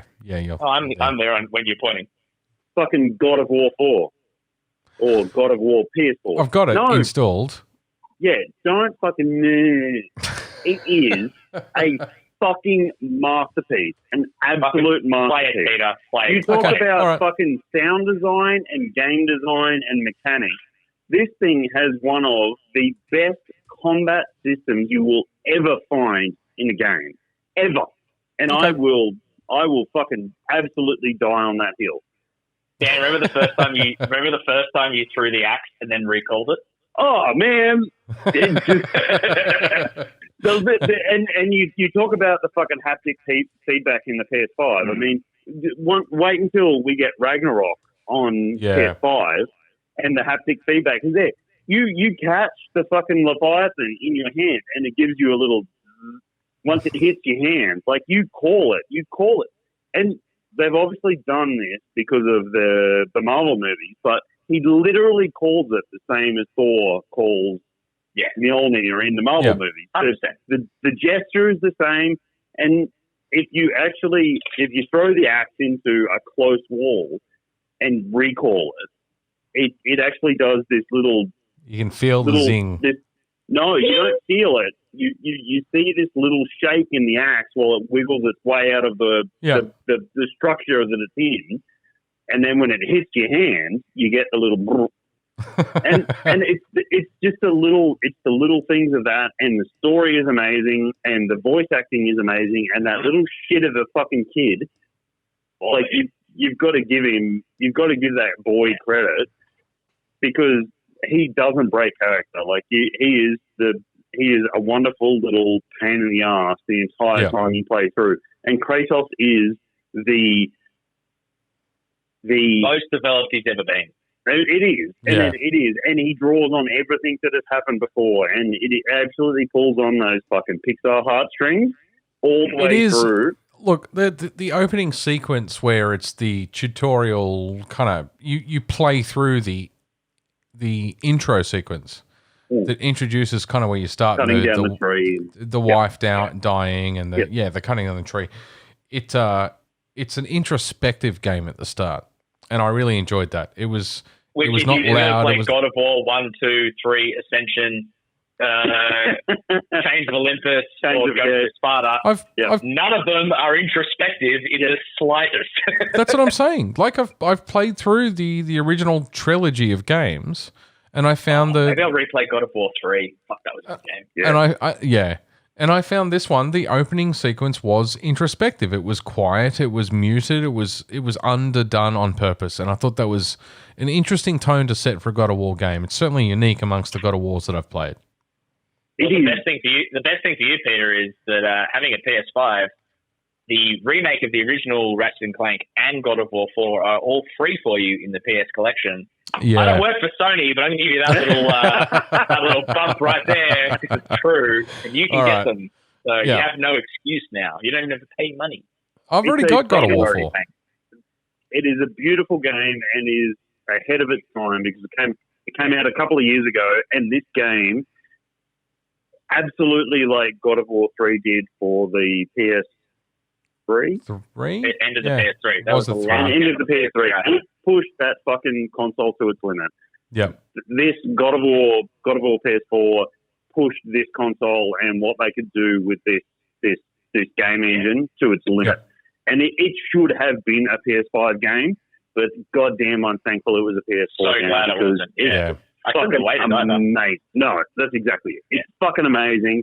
They did an awesome job on it, and it's an absolute masterpiece, and I cannot say enough. Go and fucking play it, because everything you've spoken about over goddamn how long that we've been doing this podcast, like, is just culminated in this. Yeah, it's a semi-open world game. So you get a little bit of open world where you get a little bit of breather space aside from the main story. But it's still on rails, ultimately. You can travel back and forth, but it sets you on. It's a linear storyline, and it's the same, and that's beautiful. Yeah, okay. And I think that's what made me think of it, Tom, was like, it's so. I've played the other Ratchet and Clanks, and they of course they're linear games, and it's just that it's that being able to explore an area that is go and do a little bits and pieces in the area that you're in, and then go and hit the main quest to move on to the next little bit, and then look, you might come back to this area and be able to do a little bit more, which is exactly what God of War is. You get a new upgrade, and suddenly I can access that area on the map that I couldn't before. God of War is obviously a little different, because the access to the area evolves with the story, not with your abilities. Yeah, which is once again a beautiful little change to the Metroidvania style of gameplay. The gating style of games. Pete. Oh, God, damn. Throwing that axe for the first time. Oh, my boy. And being able go and play it. Being able to fight 100% and finish the fight without even touching that axe again is an absolute beauty of a combat system. Like, there's the effort that they put into that combat system. It was such an amazing change to be, like, coming from the hack and slash chaos, which, well, they were always chained to you, to then get this Leviathan axe, and you threw it at someone, pinned them to a wall, then you just went, All right, and he just beat into them, beat the shit out of everyone. And your combat system changes. You throw the axe, and your idea of the combat system changes because all of a sudden you're unarmed, and you don't have to fight with that axe. You can literally finish that fight without that axe, kill every enemy, fucking call that shit back, fucking hook it back into your back, and keep going on the storyline. Yeah, and walk away, and cool. literally walk away. Yeah, amazing. And that whole PS5 Ratchet and Clank just like triggered that memory in me. So I'm super keen to get a PS5 and like hook into that. Yeah, into the haptic feedback on the controller. Yeah, haptic feedback is a thing of beauty. Like it is. All right, I think on that note we're gonna wrap. And I'm getting messages that I made you dinner. Hurry the fuck up and eat. So. It was supposed to be my night to cook dinner too, so... Oh, Peter! Bad form, Peter! Bad form! Yeah. Bad form. All right, thanks very much for watching. Cheers to you all. Rock and roll.